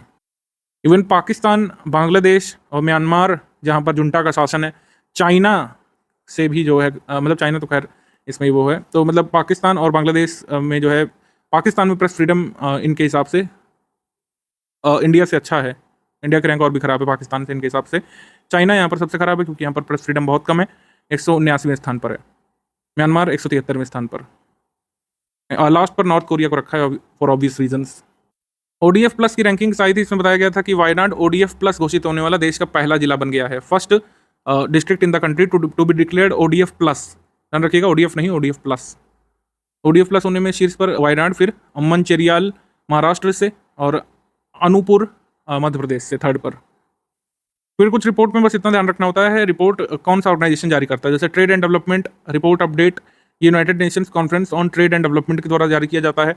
वर्ल्ड डेवलपमेंट रिपोर्ट ये वर्ल्ड बैंक जारी करता है। वैश्विक विकास रिपोर्ट, इसकी थीम एक बार जरूर ध्यान रख सकते हैं, माइग्रेंट्स, रेफ्यूजीज एंड सोसाइटीज इसकी थीम थी। इनके अनुसार जो माइग्रेंट्स हैं दुनिया भर में वो हैं 184 मिलियन, और जिसमें से 2.3% पॉपुलेशन, मतलब पूरे ओवरऑल वर्ल्ड पॉपुलेशन का 2.3% जो है ये माइग्रेंट्स हैं, और 37 मिलियन इसमें रेफ्यूजीज हैं। इंटरनेट इन इंडिया नाम से रिपोर्ट आई थी internet and mobile association of India और कंटार के द्वारा। इसमें कहा गया था कि 52% भारतीय, यानी कि तकरीबन 76 करोड़ लोग इस समय, तकरीबन 76 करोड़ लोग इस समय एक्टिवली इंटरनेट का इस्तेमाल कर रहे हैं। इसके बाद state of religious freedom report आई थी United States commission on independent religious freedom की तरफ से। वर्ल्ड ट्री सिटी की लिस्ट हर साल आती है, पिछली बार इसमें मुंबई को शामिल किया गया था। ठीक है, 2022 में, 2021 में हैदराबाद को किया गया था, 2023 में एक बार फिर से मुंबई को इसमें शामिल किया गया है। तो इस तरीके से second time in a row Mumbai को शामिल किया गया है वर्ल्ड ट्री सिटी की लिस्ट में। United Nations food and agriculture organisation और आर्बर डे फाउंडेशन के द्वारा tree city of the world की लिस्ट आती है, उसमें लगातार दूसरे साल मुंबई को शामिल किया गया है, इसमें बहुत ज़रूरी है। इसके बारे में यूपीएससी ने भी पूछा था एक बार, अगर आपको याद हो। उसके बाद बांग्लादेश में बाल विवाह पर रिपोर्ट आई थी United Nations international children's emergency fund यानी कि यूनिसेफ के द्वारा। इसमें कहा गया कि बांग्लादेश में आधी से अधिक महिलाओं का विवाह 18 वर्ष से कम आयु में हो जाता है और एशिया में सर्वाधिक बाल विवाह का प्रचलन कहाँ पर है? बांग्लादेश में। Promotion of millets best initiatives report of states and UTs, ये रिपोर्ट किसने जारी की थी? नीति आयोग ने। फ्यूचर ऑफ जॉब्स रिपोर्ट 2023 ये वर्ल्ड इकोनॉमिक फोरम के द्वारा जारी की जाती है। Defending creative voice report UNESCO की रिपोर्ट है। Defending creative voice report UNESCO की।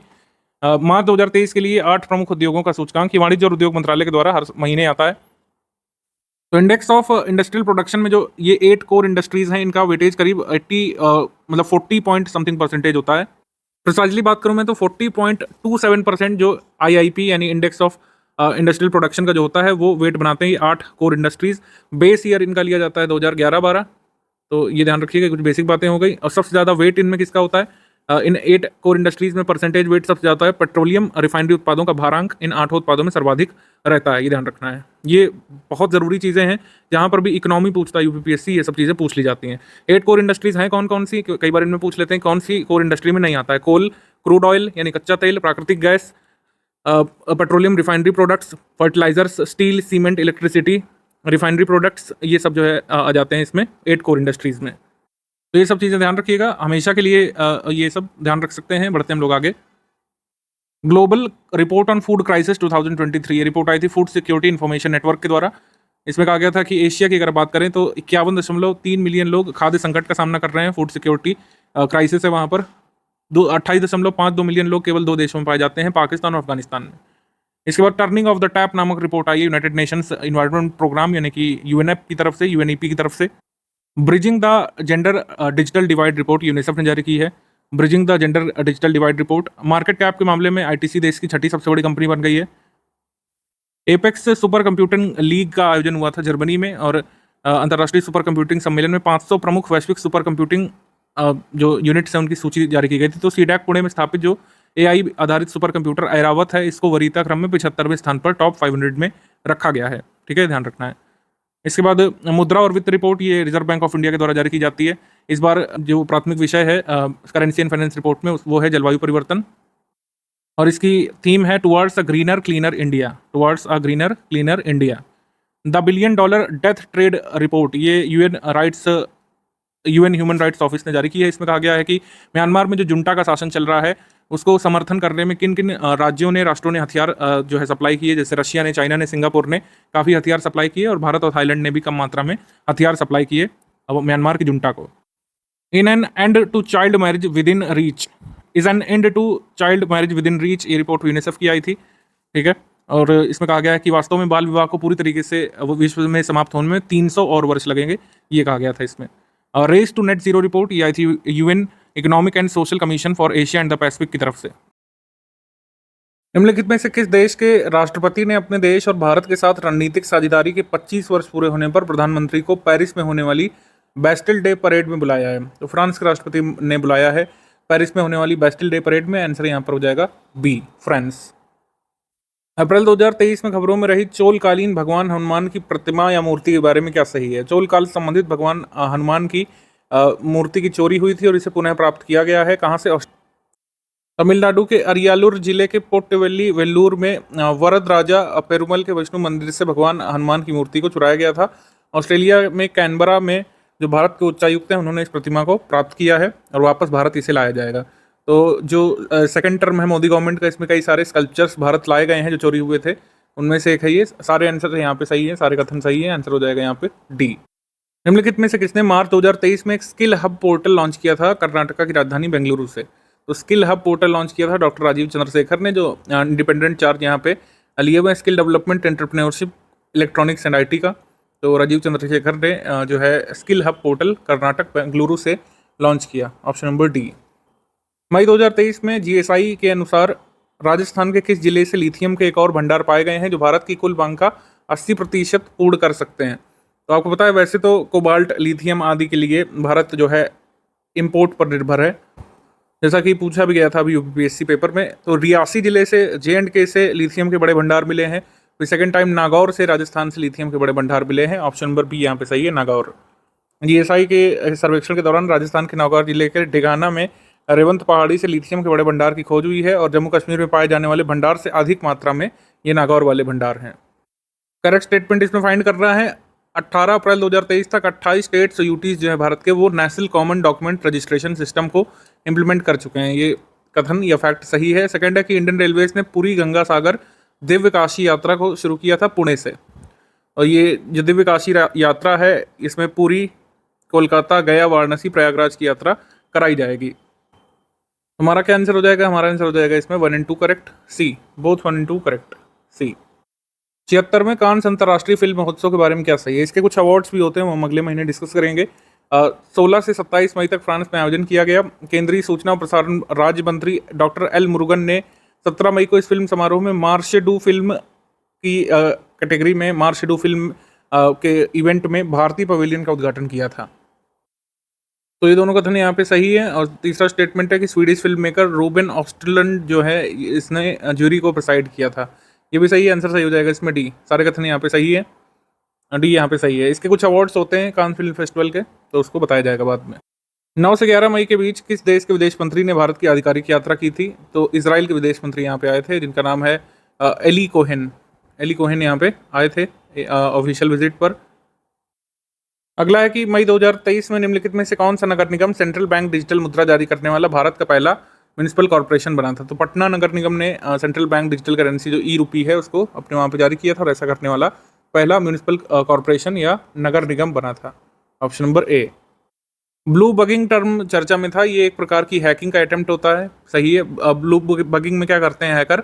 ये डिवाइस को एक्सेस करते हैं और डिस्कवरेबल ब्लूटूथ कनेक्शन से मतलब डिवाइस को एक्सेस करने का काम करते हैं। ब्लू बगिंग अटैक में क्या होता है कि यूज़र को अपना जो ब्लूटूथ जो है वो पेयर डिवाइसेस से डिसेबल कर लेना चाहिए, तो इसको रोका जा सकता है। तो हमारा आंसर हो जाएगा इसमें सी, 1, 2 and 3 करेक्ट। तो ब्लू बगिंग हैकिंग अटेम्प्ट जो है वो ब्लूटूथ के माध्यम से किया जाता है, ये ध्यान रखना है।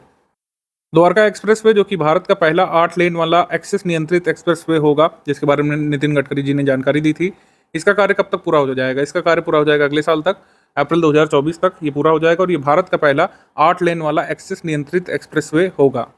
भारत में सर्वाधिक एक्सप्रेसवे वाला राज्य कौन सा है? वो उत्तर प्रदेश, ध्यान रखिएगा।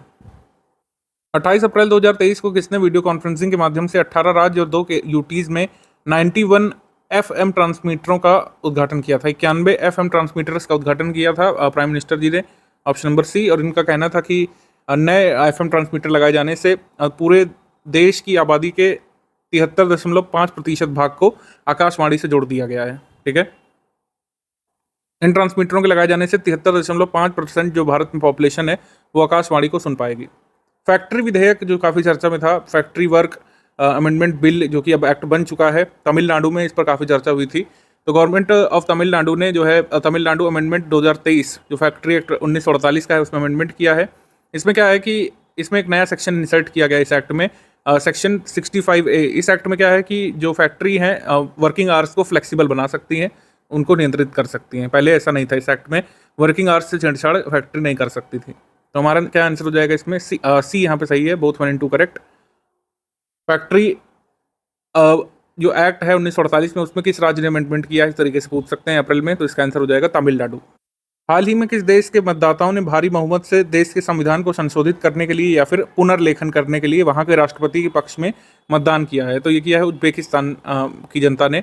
उज्बेकिस्तान की जनता ने कहा है कि वो तैयार हैं कि वहाँ के राष्ट्रपति शौकत मिर्जियोयेव जो कॉन्स्टिट्यूशन को रिराइट करना चाहते हैं, उनको मौका दिया जाना चाहिए। कजाकिस्तान में पिछले साल ये बातचीत चली थी, उज्बेकिस्तान ने यहाँ पे वोटिंग करा ली है, रेफरेंडम करा लिया है, ऑप्शन नंबर ए यहाँ पे सही है। और साथ ही साथ 2040 तक ये जो शौकत हैं वहाँ के प्रेसिडेंट बने रहेंगे, इस कह सकते हैं अमेंडमेंट करने के बाद, क्योंकि जनता का उन्होंने विश्वास जीत लिया है। उज्बेकिस्तान के कॉन्स्टिट्यूशन को रिराइट किया जाएगा और उसमें कहा गया है कि और अधिक राइट यहाँ पे जो फॉर्मर सोवियत रिपब्लिक के सिटीजन हैं उनको एक्सटेंड किए जाएंगे कॉन्स्टिट्यूशन के रिराइट किए जाने के बाद। अगला प्रश्न है, मई 2023 में निम्नलिखित में से किस देश के फ्यूगो वोल्केनो में विस्फोट हुआ था? फ्यूगो वोल्केनो में विस्फोट हुआ था ग्वाटेमाला में, option number D Guatemala. Guatemala की लोकेशन यहाँ पर देखेंगे, ग्वाटेमाला पड़ता है पैसिफिक ओशियन में, इसके हम लोग कह सकते हैं ईस्टर्न साइड में पड़ती है कैरेबियन सी, और इसके नॉर्दर्न साइड में गल्फ ऑफ मैक्सिको है। ग्वाटेमाला सीमा साझा करता है होंडुरास से, एल सल्वाडोर से, और ग्वाटेमाला की कैपिटल है ग्वाटेमाला सिटी, ठीक है। और ये मैक्सिको से भी सीमा साझा करता है। निम्नलिखित में से यूएस के कौन से राज्य ने नई इमारतों में प्राकृतिक गैस और अन्य जीवाश्म ईंधन के उपयोग पर प्रतिबंध लगा दिया है और ऐसा करने वाला पहला अमेरिकन ये स्टेट बन गया है। तो इसमें कहा गया है कि 7 मंजिल से जो नीचे की इमारत है उनको 2026 तक इलेक्ट्रिक हीटिंग और कुकिंग इक्विपमेंट लगाना होगा। किसी प्रकार से नेचुरल गैस या फिर फॉसिल फ्यूल का इस्तेमाल नहीं किया जा सकता है। ठीक है, ये कहा गया था इसमें। न्यूयॉर्क स्टेट ने कहा है कि ऐसा नई बिल्डिंगों को इम्प्लीमेंट करना होगा कि उनको पूरी तरीके से इलेक्ट्रिक इक्विपमेंट लगाने होंगे, फॉसिल फ्यूल का इस्तेमाल नहीं किया जा सकता है। उन्होंने कहा 2029 से जो 7 मंजिल से ऊपर की इमारत है वो इस नियम को लागू करेंगे। अप्रैल 2023 में रिजर्व बैंक ऑफ जिम्बाब्वे ने अनाउंस किया था गोल्ड बैक्ड डिजिटल करेंसी, जिससे वो अपने वहाँ की लोकल करेंसी को मजबूती देना चाहते थे। गोल्ड बैक्ड डिजिटल करेंसी लागू शुरू किया था Zimbabwe. Bhopal has become the first city in India to track the progress of sustainable development goals. सतत विकास लक्ष्यों की प्रगति को मापन करने वाला भारत का पहला जो शहर बना है वो है भोपाल। हमारा आंसर हो जाएगा इसमें सी, 1 and 2 बोथ करेक्ट, सी। इसमें भी 2 स्टेटमेंट है। पहला है कि 1 से 3 मई तक रक्षा मंत्री राजनाथ सिंह जी ने मालदीव की 3 दिवसीय यात्रा की थी और इस तरीके से 11 वर्षों में किसी भी रक्षा मंत्री की पहली मालदीव यात्रा है। राजनाथ सिंह जी ने वहाँ की रक्षा मंत्री मारिया अहमद दीदी के साथ मुलाकात की थी और मालदीव में तटरक्षक एकता हार्बर की आधारशिला भी रखी थी। एकता हार्बर जो फैसिलिटी है ये भारत के ग्रांट से बनी है। ठीक है, तो ये ध्यान रखना है आपको, भारत के ग्रांट से ये सुविधा वहाँ पे बनाई गई है। हमारा आंसर हो जाएगा इसमें सी, 1 and 2 बोथ करेक्ट, सी। निम्नलिखित में से कौन सा भारतीय नौसेना पोत मानवीय सहायता लेकर ऑपरेशन करुणा के अंतर्गत म्यांमार नहीं गया था? तो आईएनएस घड़ियाल यहाँ पे गया था, आईएनएस सावित्री गए थे, आईएनएस कुमोरता भी गया था, आईएनएस शिवालिक भी गया था, लेकिन आईएनएस मगर नहीं गया था। Option number C. ठीक है, आईएनएस मगर तो सेवा मुक्त हो चुका है, तो ये कहाँ से जाएगा? ऑप्शन नंबर सी यहाँ पे सही है। इस तरीके के क्वेश्चन आ सकते हैं। एक CU चयन पोर्टल या फिर सेंट्रल यूनिवर्सिटी चयन पोर्टल लॉन्च किया गया है, जिससे फैकल्टी मेंबर्स के अपॉइंटमेंट में हेल्प मिलेगी। जो सेंट्रल यूनिवर्सिटी में अपॉइंट किए जाएंगे उनके अपॉइंटमेंट में हेल्प मिलेगी। तो CU चयन पोर्टल केंद्रीय शिक्षा मंत्रालय के अंतर्गत आने वाले 46 केंद्रीय विश्वविद्यालय जो हैं उनमें नौकरी के अवसरों की एक समेकित सूची तैयार करेगा, जिस पे लोग अप्लाई कर सकते हैं। तो हमारा आंसर हो जाएगा इसमें सी, 1 and 2 बोथ करेक्ट, सी। 30 अप्रैल 2023 को मन की बात का 100वां कार्यक्रम हुआ था। चूँकि हर मंथ के आखिरी संडे को मन की बात होती है, तो ये 100वां मन की बात कार्यक्रम था पीएम मोदी जी का। 9 साल पहले 3 अक्टूबर 2014 को मन की बात कार्यक्रम की शुरुआत हुई थी। ये हर महीने के आखिरी रविवार को सुबह 11 बजे प्रसारित होता है मन की बात कार्यक्रम। इसके बाद निम्नलिखित में से कौन सा कथन सही है? फाइजर द्वारा निर्मित पैक्सलॉविड कोविड-19 के लिए दुनिया की पहली मुख से ली जाने वाली एंटीवायरल गोली है। ये ध्यान रखना है। वैसे तो बहुत पहले इसको अप्रूव किया गया था, लेकिन फाइनल अप्रूवल अमेरिका में इसके यूसेज को मिल चुका है। बिहान मेला ओडिशा के नयागढ़ जिले के कोंध जनजाति द्वारा मनाया जाने वाला एक बीज उत्सव है। ये भी सही है। तो हमारा आंसर हो जाएगा इसमें सी, 1 and 2 बोथ करेक्ट, सी। प्रधानमंत्री मुद्रा योजना को जो है कितने वर्ष पूरे हो गए हैं? प्रधानमंत्री मुद्रा योजना को पूरे हुए हैं 8 वर्ष। 8 वर्ष पूरे हो गए हैं। ऑप्शन नंबर डी यहाँ पे सही है।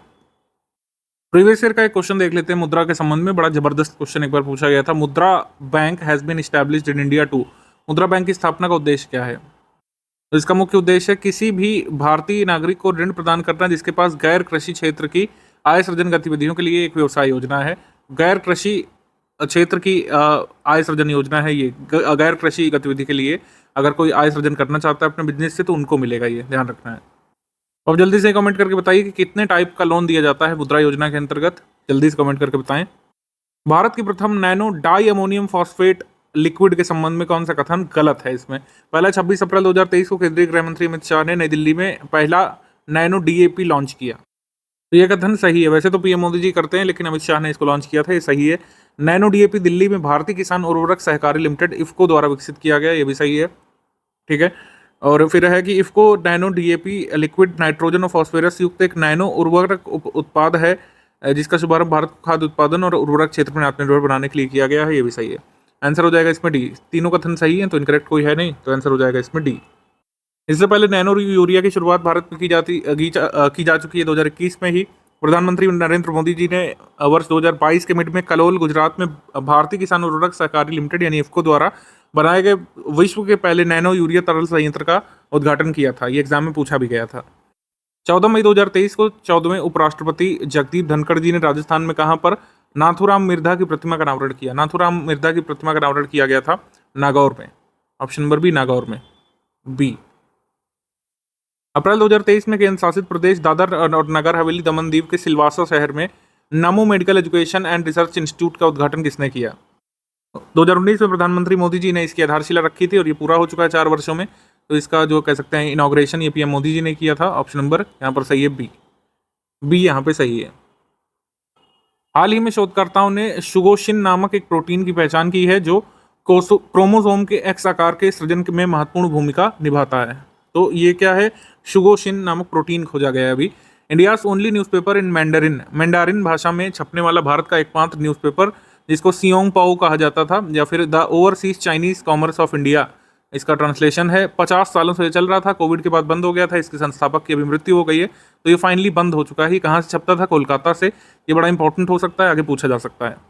लाल बहादुर शास्त्री इंटरनेशनल एयरपोर्ट जो वाराणसी का है, ये पहला ऐसा इंडिया में एयरपोर्ट बन गया है जहाँ पर एक रीडिंग लाउंज भी उपलब्ध है। तो हमारा आंसर हो जाएगा इसमें डी। सारे के सारे कथन यहाँ पर सही हो रहे हैं, डी। अप्रैल 2023 में आंध्र प्रदेश के मुख्यमंत्री वाई जगन मोहन रेड्डी ने राज्य के किस जिले में मुलापेटा ग्रीनफील्ड बंदरगाह की आधारशिला रखी? तो इसका आंसर डी होगा, ऊपर के तीनों शहर में नहीं। इसकी आधारशिला रखी थी श्रीकाकुलम डिस्ट्रिक्ट में, आंध्र प्रदेश में। ये बनेगा आपका मुलापेटा ग्रीनफील्ड पोर्ट, ध्यान रखिएगा। आंसर इसमें हो जाएगा डी, श्रीकाकुलम में ये बनेगा। इसके बाद निम्नलिखित में से कौन सा कथन नमोपथ देवका सी फ्रंट के बारे में गलत है? दमन में नमोपथ देवका सी फ्रंट ये खोला गया है, या फिर जो है इसको इनॉग्रेट किया था पीएम मोदी जी ने। 5.45 किलोमीटर लंबा है और ये काइंड ऑफ बीच रिसोर्ट है जो भारत में पहली बार बना है। और बीच रिसोर्ट से जो दमन का जो इकोनॉमी है उसको बूस्ट करने में हेल्प मिलेगी। तो ये सही है, आंसर सही हो जाएगा इसमें डी। कोई भी कथन इसमें इनकरेक्ट नहीं है, आंसर इसमें हो जाएगा डी। हाल ही में भू भौतिक अनुसंधान संस्थान द्वारा आंध्र प्रदेश के किस जिले में एक रेयर अर्थ एलिमेंट खोजा गया है? रेयर अर्थ मेटल जो है खोजे गए हैं, तो ये अनंतपुर में खोजे गए हैं, D. Rare earth element mineral कितने होते हैं? 17 होते हैं करीब, ठीक है। रेयर अर्थ मेटल कितने होते हैं? 17 होते हैं। ये पूछा भी जा सकता है आगे एग्जाम में, ध्यान रखिएगा। कुछ के नाम दिए हुए हैं तो ध्यान रख सकते हैं। National technology centre for ports waterways and coast जो कि चेन्नई तमिलनाडु में है, यहाँ पर एक डिस्कवरी कैंपस जो है खोला गया है, ठीक है। तो डिस्कवरी कैंपस जो है तमिलनाडु चेन्नई में जो IITM का कैंपस है, national technology centre for ports waterways and coast का, वहाँ पे खोला गया डिस्कवरी कैंपस। 77 करोड़ रुपए की लागत से बना है और ये एम्बिशियस सागरमाला प्रोजेक्ट या स्कीम के तहत ये बना है। तो हमारा आंसर हो जाएगा इसमें डी, यहाँ पे सही है, सारे कथन सही हैं। अब आप जल्दी से बता दीजिए कमेंट करके कि सागरमाला स्कीम कब इंट्रोड्यूस की गई थी, उसका ईयर क्या है? सागरमाला, भारतमाला, ये सब ईयर आपको याद होना चाहिए। 28 से 30 अप्रैल के बीच एक हेरिटेज फेस्टिवल का आयोजन कहाँ पे हुआ था? हेरिटेज फेस्टिवल का आयोजन हुआ था गोवा में, ऑप्शन नंबर डी गोवा। दक्षिण एशिया की पहली मोबाइल सिक्योरिटी बायो लैब, ठीक है, ये जिसका नाम रामबाण दिया गया है, इसको लॉन्च किया गया है कहाँ से? इसको लॉन्च किया गया गोवा के पणजी से, option number C, Panaji Goa. ये इंडिया फर्स्ट और south Asia first bio safety level 3 laboratory है, mobile bio safety level 3 laboratory, Rambaan इसका नाम दिया गया है। इसको बनाया है Indian council of medical research यानी ICMR ने। भारत के सबसे बड़े स्काईवॉक पुलों में से एक का उद्घाटन किया गया, या सबसे बड़ा कहना उचित नहीं होगा, भारत के सबसे बड़े या फिर सबसे लंबे स्काईवॉक ब्रिजेस में से एक का उद्घाटन किया गया है MK स्टालिन जो कि तमिलनाडु के CM है उनके द्वारा। कहाँ पर? चेन्नई में। 570 मीटर लंबा, 4.2 मीटर वाइड है और ये मम्बालम रेलवे स्टेशन को टी नगर बस टर्मिनस से जोड़ता है। ग्रेटर चेन्नई कॉर्पोरेशन द्वारा इसको बनाया गया है स्मार्ट सिटी फंड से। तो ये है one of the India's longest sky walk bridge in India. Answer यहाँ पर हो जाएगा डी। डी यहाँ पे सही है। प्रसार भारती का जो रेडियो सर्विस है अब उसको ऑल इंडिया रेडियो ना कहकर हर जगह आकाशवाणी कहा जाएगा, ये अनाउंसमेंट किया गया था। अब AIR हम लोग नहीं कहेंगे, इसको आकाशवाणी ही लिखा जाएगा, पढ़ा जाएगा, बोला जाएगा। प्रसार भारती एक्ट 1990 जो कि 1997 में अस्तित्व में आया था, इसमें ये कहा है कि जितने भी नेम और टाइटल हैं ब्रॉडकास्टर के उसको स्टैट्यूटरी प्रोविजंस के अंतर्गत लाया जाए, ठीक है। तो मिनिस्ट्री ऑफ ब्रॉडकास्टिंग के अंतर्गत जो इस डिवीज़न के अंतर्गत आते हैं प्रसार भारती के अंतर्गत, तो सभी रेडियो स्टेशन को अब आकाशवाणी कहा जाएगा, ऑल इंडिया रेडियो नहीं। तो आंसर सही हो जाएगा इसमें सी, 1 and 2 बोथ करेक्ट। 26 अप्रैल 2023 को 157 नर्सिंग कॉलेजेस अप्रूव किए गए हैं और नए ये कॉलेजेस होंगे, 157 नए कॉलेजेस होंगे, 15,700 करोड़ रुपए की लागत से बनेंगे। हर नर्सिंग कॉलेज को 10 करोड़ रुपए यहाँ पे दिए जाएंगे। अगले 24 महीनों में इनको स्थापित किए जाने की योजना है, ठीक है। तो ये काफ़ी सही है।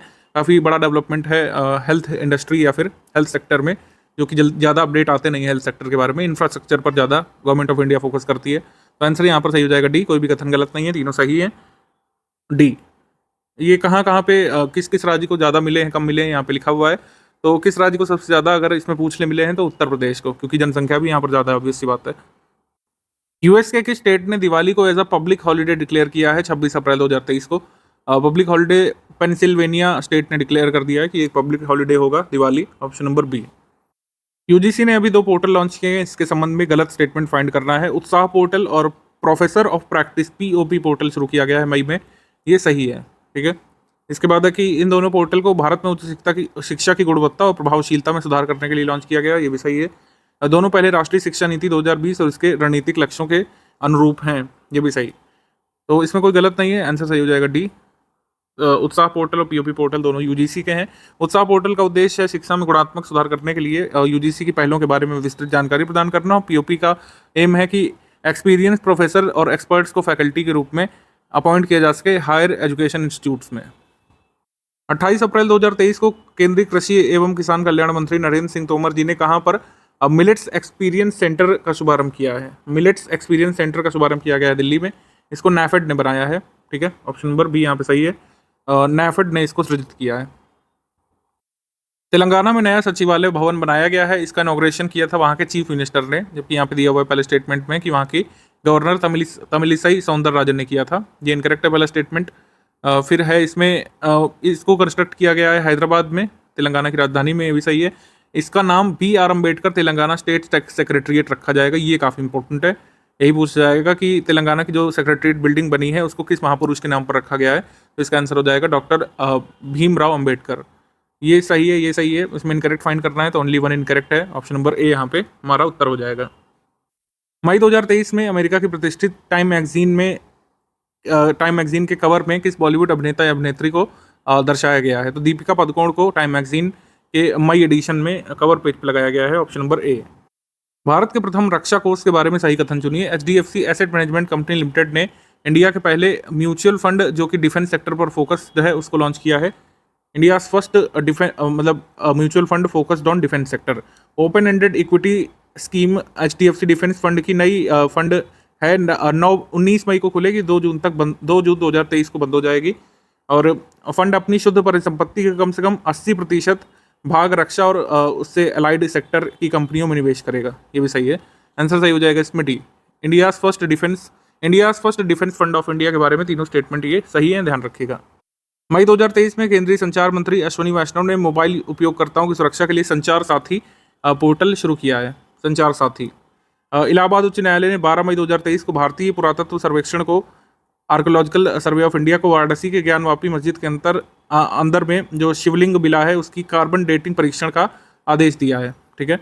तो हमारा आंसर यहाँ पर सही हो जाएगा, 1 and 2 बोथ करेक्ट, सी। संचार साथी किसका पोर्टल है? तो डिपार्टमेंट ऑफ टेलीकम्युनिकेशंस का है, ध्यान रखिएगा। तो संचार साथी पोर्टल के माध्यम से जो फ़ोन जो है वो चोरी हो चुके हैं या फिर सिम कार्ड आपके इधर उधर हो चुके हैं, चोरी हो चुके हैं, तो उसको ब्लॉक आप कर सकते हैं इस पोर्टल के माध्यम से।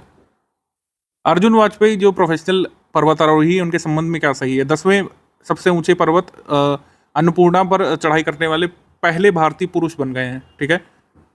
विश्व का 10वां सबसे ऊंचा पर्वत अन्नपूर्णा जो है इसको चढ़ाई करने वाले पहले भारतीय पुरुष बन गए हैं। इन्होंने 17 अप्रैल 2023 को इसको जो है पूरा कर लिया। इस तरीके से माउंट अन्नपूर्णा के बाद पहले ऐसे इंडियन बन गए हैं अर्जुन वाजपेयी जिन्होंने 7 माउंटेन्स को फतह किया है, वहाँ पर एक्सपीडिशन पूरा किया है जिनकी हाइट 8000 मीटर से ऊपर है। तो हमारा आंसर सही हो जाएगा इसमें डी, सारे कथन यहाँ पर सही हैं। विश्व की पहली रेस्पिरेटरी सिंकाइशियल वायरस वैक्सीन एरेक्सी को मंजूरी दे दी है वहाँ US food and drug administration FDA ने, सही। विश्व बैंक विकास क्षेत्रीय कनेक्टिविटी और आपदा प्रबंधन से जुड़ी परियोजनाओं के सहयोग के लिए बांग्लादेश को 2 अरब 25 करोड़ रुपए डॉलर ये वर्ल्ड बैंक देने वाला है, तो ये भी सही है, आंसर सही हो जाएगा इसमें। C 1 and 2 बोथ करेक्ट यहाँ पे सही है। कई बार ये अनुदान वर्ल्ड बैंक वाले इतने ज़्यादा होते हैं इतनी सारी कंट्रीज़ को कि याद नहीं रखने होते, तो इसको आप चाहें तो स्किप भी कर सकते हैं। मई 2023 में भारतीय पुरातत्व सर्वेक्षण आर्कोलॉजिकल सर्वे ऑफ इंडिया ने निम्नलिखित में से किस प्रसिद्ध मंदिर को ASI स्मारकों की सूची में शामिल करने का निर्णय लिया था? तो कपिलेश्वर टेम्पल जो है भुवनेश्वर में ओडिशा में, उसको अब ASI ने शामिल कर लिया है प्रोटेक्टेड मॉन्यूमेंट्स की लिस्ट में। ऑयल मिनिस्ट्री ने एक पैनल बनाया था, उन्होंने रिपोर्ट सबमिट की है जिसको हेड किया था श्री तरुण कपूर ने। उन्होंने सजेशन दिया है कि 2027 तक हमको सारे डीजल पावर्ड 4 व्हीलर्स को बैन करना होगा पूरे देश में, जहां पर भी पॉपुलेशन सिटीज़ में 1 मिलियन से ज़्यादा है। ठीक है, मतलब 10 लाख से अधिक आबादी वाले नगरों में 2027 तक हर हाल में डीजल पावर्ड 4 व्हीलर्स को बैन करना होगा। ठीक है, और 2035 तक मोटरसाइकिल्स और बाकी व्हीकल्स को भी बैन करना चाहिए, इलेक्ट्रिक व्हीकल्स को प्रमोट करना चाहिए, ये यहाँ पे कहा गया है तरुण कपूर वाली अध्यक्षता वाली समिति ने। ऑप्शन नंबर बी यहाँ पे सही है। ग्लोबल एजुकेशन और ट्रेनिंग एग्जीबिशन जेटेक्स या गेटेक्स 2023 का आयोजन हुआ था Dubai world trade centre Dubai में। ठीक है, दुबई में। इसमें इंडिया ने भी पार्टिसिपेट किया था, इंडिया ने सहयोग किया इसमें। और study in India portal, study in India के बारे में इंडिया ने यहाँ पे बताया था। स्टडी इन इंडिया के बैकग्राउंड में अगर आप देखें तो इस प्रोग्राम को लॉन्च किया गया था 2018 में, और इसका नाम अब प्रगति कर दिया गया है। वर्तमान नेम अब इसका प्रगति कर दिया गया है। इसका कुल मिलाकर उद्देश्य क्या है? फॉरेन स्टूडेंट्स को अट्रैक्ट करना विभिन्न प्रकार की स्कॉलरशिप और इंसेंटिव्स दे करके कि जिससे वो अपनी हायर एजुकेशन इंडिया में कंप्लीट करें। तो हमारा आंसर हो जाएगा इसमें डी। सारे कथन यहाँ पे सही है, डी। निम्नलिखित में से किन 2 देशों ने सार्वजनिक स्वास्थ्य समस्या के रूप में जो वहाँ पर नेत्र संक्रमण ट्रैकोमा है उसको समाप्त कर दिया है? ठीक है, तो ट्रैकोमा को समाप्त किया है वेस्ट अफ्रीकन कंट्रीज जो है बेनिन और माली। बेनिन और माली में ट्रैकोमा अब एलिमिनेट हो चुका है WHO के अनुसार। ट्रैकोमा के बारे में आप जान लीजिए कि ये इन्फेक्शन कारण होता है एक बैक्टीरियम से, यानी बैक्टीरिया से, जिसका नाम है क्लामाइडिया ट्रैकोमाइटिस। ये कोई वायरल डिसीज नहीं है, एक बैक्टीरियल डिसीज है, ध्यान रखना है। मई 2023 में किस मंत्रालय ने मेरी लाइफ नाम से एक मोबाइल एप्लीकेशन लॉन्च किया है? वन एवं पर्यावरण मंत्रालय, ministry of environment forest and climate change ने ये एप्लीकेशन जारी किया है, मेरी लाइफ पोर्टल या फिर एप्लीकेशन। इसमें कहा गया कि this app will showcase the power of citizen specially the youth in saving the environment. हमारे युवा अपनी आदतों में बहुत माइन्यूट परिवर्तन करके कैसे पर्यावरण को बचा सकते हैं इसके बारे में इसमें बताया जाएगा। ये जो लाइफ है या फिर हम लोग कह सकते हैं लाइफस्टाइल फॉर एनवायरनमेंट है, इसकी अवधारणा पीएम मोदी जी ने COP 26 में दी थी कि किस तरीके से नागरिक अपने जीवन जीने के तरीके में बारीक छोटे छोटे परिवर्तन कर जो है कह सकते हैं पर्यावरण को बचा सकते हैं और संसाधनों की हानि को रोक सकते हैं। अभी एक उड़ने वाली छिपकली यानी कि फ्लाइंग लिजार्ड खोजी गई है जिसका नाम है गेको मिजोरमेंसिस। गेको मिजोरमेंसिस, ये नॉर्थ ऑफ मिजोरम में खोजी गई है। फिनलैंड जो है ये पहला कंट्री बन सकता है जल्द ही जो कि हेल्थ वार्निंग यहाँ पे लिखेगा अल्कोहल प्रोडक्ट्स पर। हालांकि ये कानून अभी नहीं आ रहा है, ये कानून जो है फिनलैंड लाने वाला है 2026 से। हमारा आंसर हो जाएगा इसमें C, 1 and 2 both correct, C। 6 मई 2023 को तत्कालीन केंद्रीय कानून मंत्री, अब इस समय तो मिनिस्ट्री ऑफ अर्थ साइंसेस के हैं ये मिनिस्टर, अरुणाचल प्रदेश की टैगिन भाषा में बनी पहली फिल्म लव इन 90s के ट्रेलर को दिल्ली में लॉन्च किया गया। यह फिल्म अरुणाचल प्रदेश के किस जिले से संबंधित है? तो तागिन कम्युनिटी जो है अपर सुबनसिरी डिस्ट्रिक्ट से, उससे एसोसिएटेड ये फिल्म है लव इन 90s। तागिन भाषा में बनी भारत की पहली फिल्म है, ऑप्शन नंबर C यहाँ पे सही है। ये घटनाक्रम जरूर आपको पता होगा कि पहले सुप्रीम कोर्ट ने निर्णय दिया था कि जो लेफ्टिनेंट गवर्नर है उसको इलेक्टेड दिल्ली गवर्नमेंट की एड और एडवाइस पर ही काम करना होगा और जितनी भी सर्विसेज संबंधित अपॉइंटमेंट है उसको मंजूर करना होगा जो भी दिल्ली की निर्वाचित सरकार रिकमेंड करेगी। ठीक है, ये फैसला दिया था कि लैंड यानी भूमि, पुलिस और कानून व्यवस्था संबंधित नियुक्तियां जो होती हैं ऑफिसर्स की, उनकी नियुक्तियों को छोड़ करके जितनी भी नियुक्तियां होंगी जो दिल्ली की निर्वाचित सरकार करेगी उसी पर मोहर लगानी होगी लेफ्टिनेंट गवर्नर को। ठीक है, लेकिन बाद में जैसे ही किरण रिजिजू जो हैं हटाए जाते हैं मंत्री पद से, अर्जुन राम मेघवाल पद पर आते हैं, तो एक ऑर्डिनेंस पास किया गया था 19 मई 2023 को जिसका उद्देश्य था कि इस निर्णय को प्रभावहीन बनाना। सुप्रीम कोर्ट के निर्णय को निगेट कर दिया था और उपराज्यपाल को नियुक्ति संबंधी सभी शक्तियां वापस से दे दी गई थी। ये घटनाक्रम चला था काफी लंबा, आपको पता होना चाहिए। आंसर सही हो जाएगा इसमें B, 1 and 2 both correct, C। आप इसके बारे में क्या विचार रखते हैं कमेंट करके बताएं। निम्नलिखित में से किस स्टेट गवर्नमेंट ने एक रोबोटिक्स फ्रेमवर्क जारी किया जिससे वो अपने राज्य में एक सस्टेनेबल रोबोटिक्स इकोसिस्टम डेवलप करना चाहते हैं? यह है तेलंगाना में, ऑप्शन नंबर C, तेलंगाना। इसके बाद 12 मई 2023 को किस देश ने बड़ी पीड़ा और असाध्य रोगों से पीड़ित लोगों के लिए इच्छा मृत्यु को वैध करने का काम किया है? तो ये किया है पोर्चुगल ने, option number B, Portugal. Green port guidelines हरित सागर के बारे में कौन सा स्टेटमेंट इनकरेक्ट है? मिनिस्ट्री ऑफ पोर्ट, शिपिंग और वाटरवेज ने ग्रीन पोर्ट गाइडलाइंस हरित सागर को लॉन्च किया है जिससे कि जीरो कार्बन एमिशन गोल को अचीव किया जा सके। सही है। सर्बानंद सोनोवाल ने गाइडलाइंस को दिल्ली में रिलीज किया, ये भी सही है। इसके बाद है कि हरित सागर गाइडलाइंस जो है कॉम्प्रिहेंसिव फ्रेमवर्क प्रोवाइड करेंगे जिससे हमारे जो मेजर पोर्ट्स हैं उनको एम्पावर किया जा सके और जिससे वो अपने कार्बन एमिशन के टारगेट्स को तय समय सीमा पर पूरा कर सके। सही है, तो कोई भी कथन इस पे रॉन्ग नहीं है। डी। इसमें कुछ पुरस्कार भी अनाउंस किए गए थे, ये देख लेते हैं। जैसे 2022-23 के लिए सर्वश्रेष्ठ पूर्ण प्रदर्शन का पुरस्कार मिला था कांडला के दीनदयाल पोर्ट को। Best absolute performance of the year का अवार्ड दीनदयाल पोर्ट जो कांडला में है। देन इसके बाद जो बेस्ट पोर्ट इसको कन्फर किया गया था ओवरऑल एनुअल परफॉर्मेंस के लिए पारादीप पोर्ट को, ये ध्यान रखिएगा। अब एक कमेंट करके जल्दी से एक क्वेश्चन का आंसर बताइए कि India first special economic zone was set up at, कहाँ पर भारत का पहला स्पेशल इकोनॉमिक जोन सेटअप किया गया था।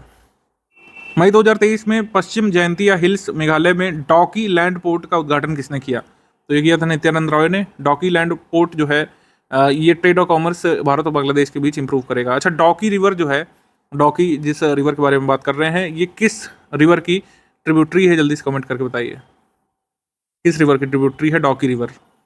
12 साल के बाद अरब लीग में फिर से सीरिया को शामिल कर लिया गया है, ये सही है। इसके बाद मुख्यमंत्री शिवराज सिंह चौहान ने मई 2023 में भोपाल में वीर शिरोमणि महाराणा प्रताप लोक के निर्माण की घोषणा की है, ये भी सही है। आंसर सही हो जाएगा इसमें सी, बोथ 1 and 2 करेक्ट, सी। निम्नलिखित में से किसने डायरेक्ट शिपिंग सर्विस टूटिकोरिन और मालदीव के बीच शुरू की है?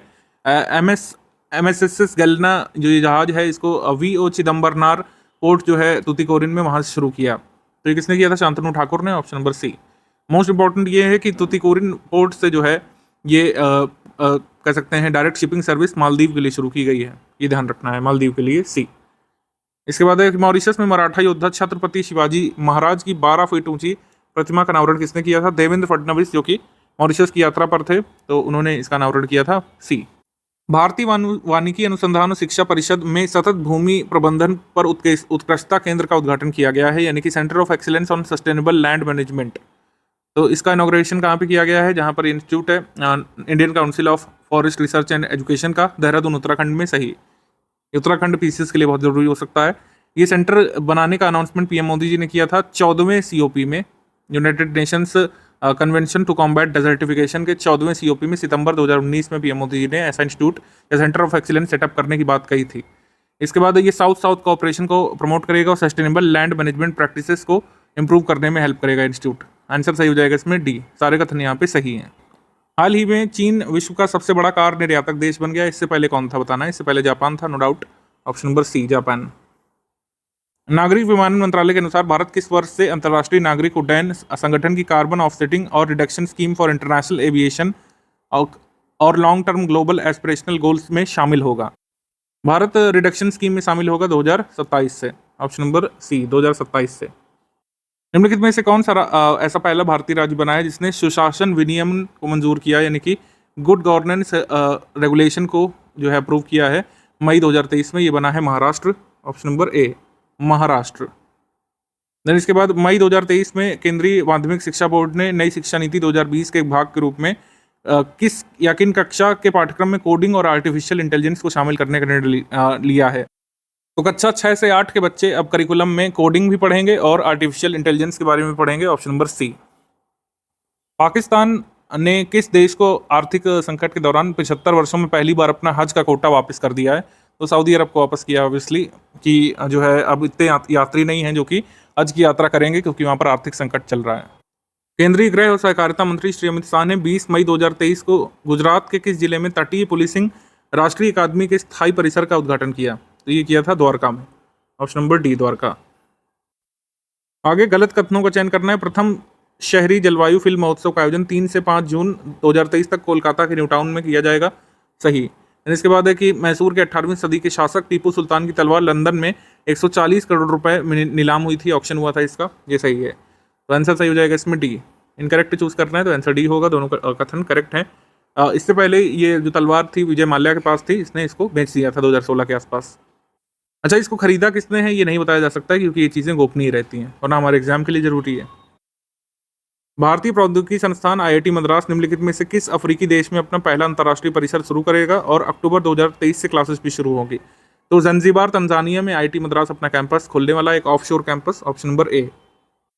NTPC ने अपनी क्षमता बढ़ाई है और पहली बार देश से बाहर अपना प्लांट स्थापित किया। तो कहाँ पे किया है? रामपाल जो है बांग्लादेश में, वहाँ पे NTPC ने अपना पहला ओवरसीज कैपेसिटी एडिशन किया था, तो ये ध्यान रखना है। और वैसे NTPC की कैपेसिटी इस समय तक कितनी बताई जा रही है? 72,304 मेगावाट। आंसर सही हो जाएगा सी, 1 and 2 बोथ करेक्ट, सी।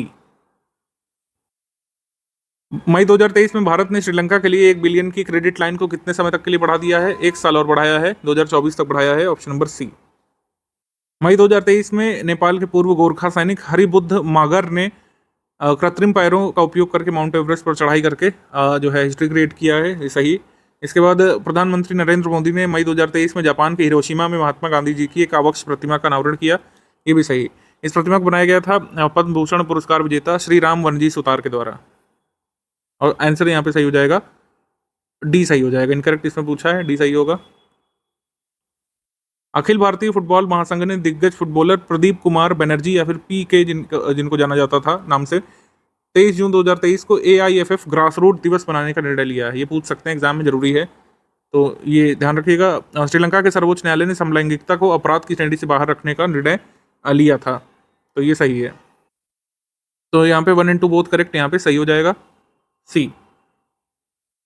आप ये जल्दी से कमेंट करके बताइए कि भारत के सुप्रीम कोर्ट ने किस साल में, in which year Indian supreme court decriminalised homosexuality, वो ईयर कौन सा था जब भारत में समलैंगिकता का गैर अपराधीकरण किया गया था? ये जल्दी से कमेंट करके बताइए। एक ही बात भी जल्दी से कमेंट करके बताइए कि सुप्रीम कोर्ट ने किस साल जो है थर्ड जेंडर का कॉन्सेप्ट अप्रूव किया था? थर्ड जेंडर का कॉन्सेप्ट जो है किस साल अप्रूव हुआ था? ये जल्दी से कमेंट करके बताएं। भारतीय रेलवे ने द्विपक्षीय संबंधों को मजबूत करने के लिए बांग्लादेश को कितने ब्रॉड गेज इंजन सौंपे हैं मई 2023 में? 20 ब्रॉड गेज इंजन भारत ने बांग्लादेश को सौंपे हैं, डी। फेबियन और मोका जो आए थे, फेबियन बेसिकली क्या है, एक हरिकेन के रूप में तब्दील हुआ था। ये आया था साउथ इंडियन ओशियन में, east coast of Diego Garcia island में, सही। फिर साइक्लोन मोका या मोचा आया था, ये बे ऑफ बंगाल में, म्यांमार को इसने काफी प्रभावित किया, जिसके लिए भारत ने ऑपरेशन करुणा भी चलाया, सही। आंसर सही हो जाएगा इसमें डी। दोनों कथन सही है, इनकरेक्ट नहीं है कोई भी, डी। मई 2023 में नेपाल ने किस मतलब 2025 को विशेष पर्यटन वर्ष के रूप में नामित किया है? तो किसने किया है? नेपाल ने। ये पूछ सकते हैं इस वर्ष को किया, इस तरीके से उल्टा भी पूछ सकते हैं कि स्पेशल टूरिज्म ईयर नेपाल किस वर्ष को मनाएगा? 2025 को। आंसर सही हो जाएगा इसमें सी। अरेबियन ट्रैवल मार्ट 2023 का आयोजन किया था जो है संयुक्त अरब अमीरात ने दुबई में इसका आयोजन किया था 1 से 4 मई को। पर्यटन मंत्रालय जो भारत का है इसने भाग लिया था अतुल्य भारत और विजिट इंडिया ईयर 2023 अभियान का प्रदर्शन भी किया था। तो तीनों स्टेटमेंट यहाँ पे सही है, आंसर सही हो जाएगा इसमें डी। डी करेक्ट है, डी। गृह मंत्रालय ने दिल्ली स्थित जो जॉर्ज सोरोस का जो थिंक टैंक है सेंटर फॉर पॉलिसी रिसर्च, इसके विदेशी अनुदान विनिमय अधिनियम FCRA पंजीकरण को कितने दिन के लिए निलंबित करने का काम किया था? तो FCRA रजिस्ट्रेशन जो है सेंटर फॉर पॉलिसी रिसर्च का, ये 180 दिन के लिए निलंबित करने का काम किया था गृह मंत्रालय ने, ऑप्शन नंबर डी। प्रधानमंत्री नरेंद्र मोदी ने ऑस्ट्रेलिया में कहां पर एक वाणिज्यिक दूतावास खोलने की घोषणा की है? तो ये खोला जाएगा ब्रिस्बेन में, ऑप्शन नंबर ए, ब्रिस्बेन में। एशिया की पहली सब सी रिसर्च लैब के बारे में क्या सही है? तो वैश्विक तेल और गैस उद्योग में बहु अनुशासनात्मक प्रतिभा के संवर्धन के लिए एशिया की पहली सब सी रिसर्च लैब का निर्माण किया गया है MIT world peace university Pune में, ठीक है। इसके बाद ये जो है एकर सॉल्यूशंस नामक फर्म के साथ मिलकर के MIT world peace university Pune ने बनाया है। आंसर सही हो जाएगा इसमें 1 and 2 both correct, C. 1 and 2 both correct. मई 2023 में किस देश ने स्टील, लौह अयस्क और सीमेंट जैसे उच्च कार्बन वाली जिंसों के आयात पर 20% से 35% कर लगाने के यूरोपीय संघ के प्रस्ताव पर वैश्विक व्यापार संगठन को शिकायत करने का मन बनाया था? तो इंडिया ने कहा था कि वो इसकी शिकायत करेंगे WTO में कि जो ये यूरोपियन यूनियन का प्रपोजल है कि 20 से 35% का ये टैक्स इम्पोज करेंगे हाई कार्बन गुड्स के इंपोर्ट पर। तो यहाँ पर आंसर हो जाएगा इंडिया। करेक्ट स्टेटमेंट यहाँ पर फाइंड करना है oldest tree in the world. 5000 साल पुराना एक पेड़ यहाँ पे खोजा गया है, ऑफिशियली इसको ओल्डेस्ट ट्री का खिताब दिया गया है। कहाँ पे खोजा गया है? चिली में, सदर्न चिली में। पैटागोनियन साइप्रस जो कि एलर्स कॉस्टेरो नेशनल पार्क में लोकेटेड है, इसको ग्रेट ग्रैंडफादर नाम दिया गया है इस पेड़ को। ये एक बहुत बड़ा पेड़ है और 28 मीटर तो ऊंचा है और 4 मीटर इसका डायमीटर है, व्यास है इसका। आंसर सही हो जाएगा डी। यहाँ पे सारे कथन सही हैं इस ट्री के बारे में। कहाँ पे, किस कंट्री में खोजा गया है ये बहुत ध्यान रखना है आपको। चिली में खोजा गया है, ठीक है, चिली में। निम्नलिखित में से कौन सा डिजिटल भुगतान सेवा प्रदाता 2 लाख रुपए क्रेडिट कार्ड को UPI से जोड़ने में सक्षम बनाने वाला पहला डिजिटल भुगतान ऐप बना है? ये बना है फोन पे, ऑप्शन नंबर ए, फोन पे। नए संसद भवन के बारे में देख लेते हैं। 28 मई 2023 को नवनिर्मित संसद भवन का उद्घाटन किया गया। आधारशिला रखी गई थी 10 दिसंबर 2020 को सेंट्रल विस्टा प्रोजेक्ट के तहत। सेंट्रल विस्टा प्रोजेक्ट के इस भाग के रूप में इसको बनाया गया है। और पुराना संसद भवन एक हेरिटेज म्यूजियम के रूप में बन जाएगा और सभी कार्रवाई अब नए संसद भवन में संचालित होगी। क्षमता बढ़ गई, राज्यसभा सीटें अब यहाँ पर 384 हो सकती हैं, 384 यहाँ पे राज्यसभा मेंबर्स हो सकते हैं, 550 से बढ़ा करके अब लोकसभा की क्षमता हो गई 888। कुल सीटिंग व्यवस्था यहाँ पर 1272 की है। इसके मुख्य 3 द्वार हैं, ज्ञान द्वार, शक्ति द्वार और कर्म द्वार। ठीक है, ज्ञान द्वार, शक्ति द्वार, कर्म द्वार। और निर्माण लागत 971 करोड़ रुपए, भूकंप रोधी है, बाकी सब। लोकसभा का आंतरिक हिस्सा राष्ट्रीय पक्षी मोर पर आधारित है, ये बड़ा जरूरी है, एग्जाम पूछ सकते हैं। राज्यसभा का आंतरिक हिस्सा राष्ट्रीय पुष्प कमल की थीम पर बना हुआ है, तो राज्यसभा कमल और राष्ट्रीय पक्षी मोर की थीम पर लोकसभा का भवन बना हुआ है। उत्तर प्रदेश के भदोही के बुनकरों ने भवन के लिए हाथ से बुने पारंपरिक कालीन बनाए हैं, ये बहुत जरूरी है, पूछ सकते हैं। एक कमोमरेटिव कॉइन 75 रुपए का सिक्का जारी किया गया है, उस सिक्के के बारे में बताएंगे अभी आपको। 75 रुपये मूल वर्ग का सिक्का, एक तरफ उसमें अशोक स्तंभ को दर्शाया गया है और सत्यमेव जयते नीचे लिखा हुआ है।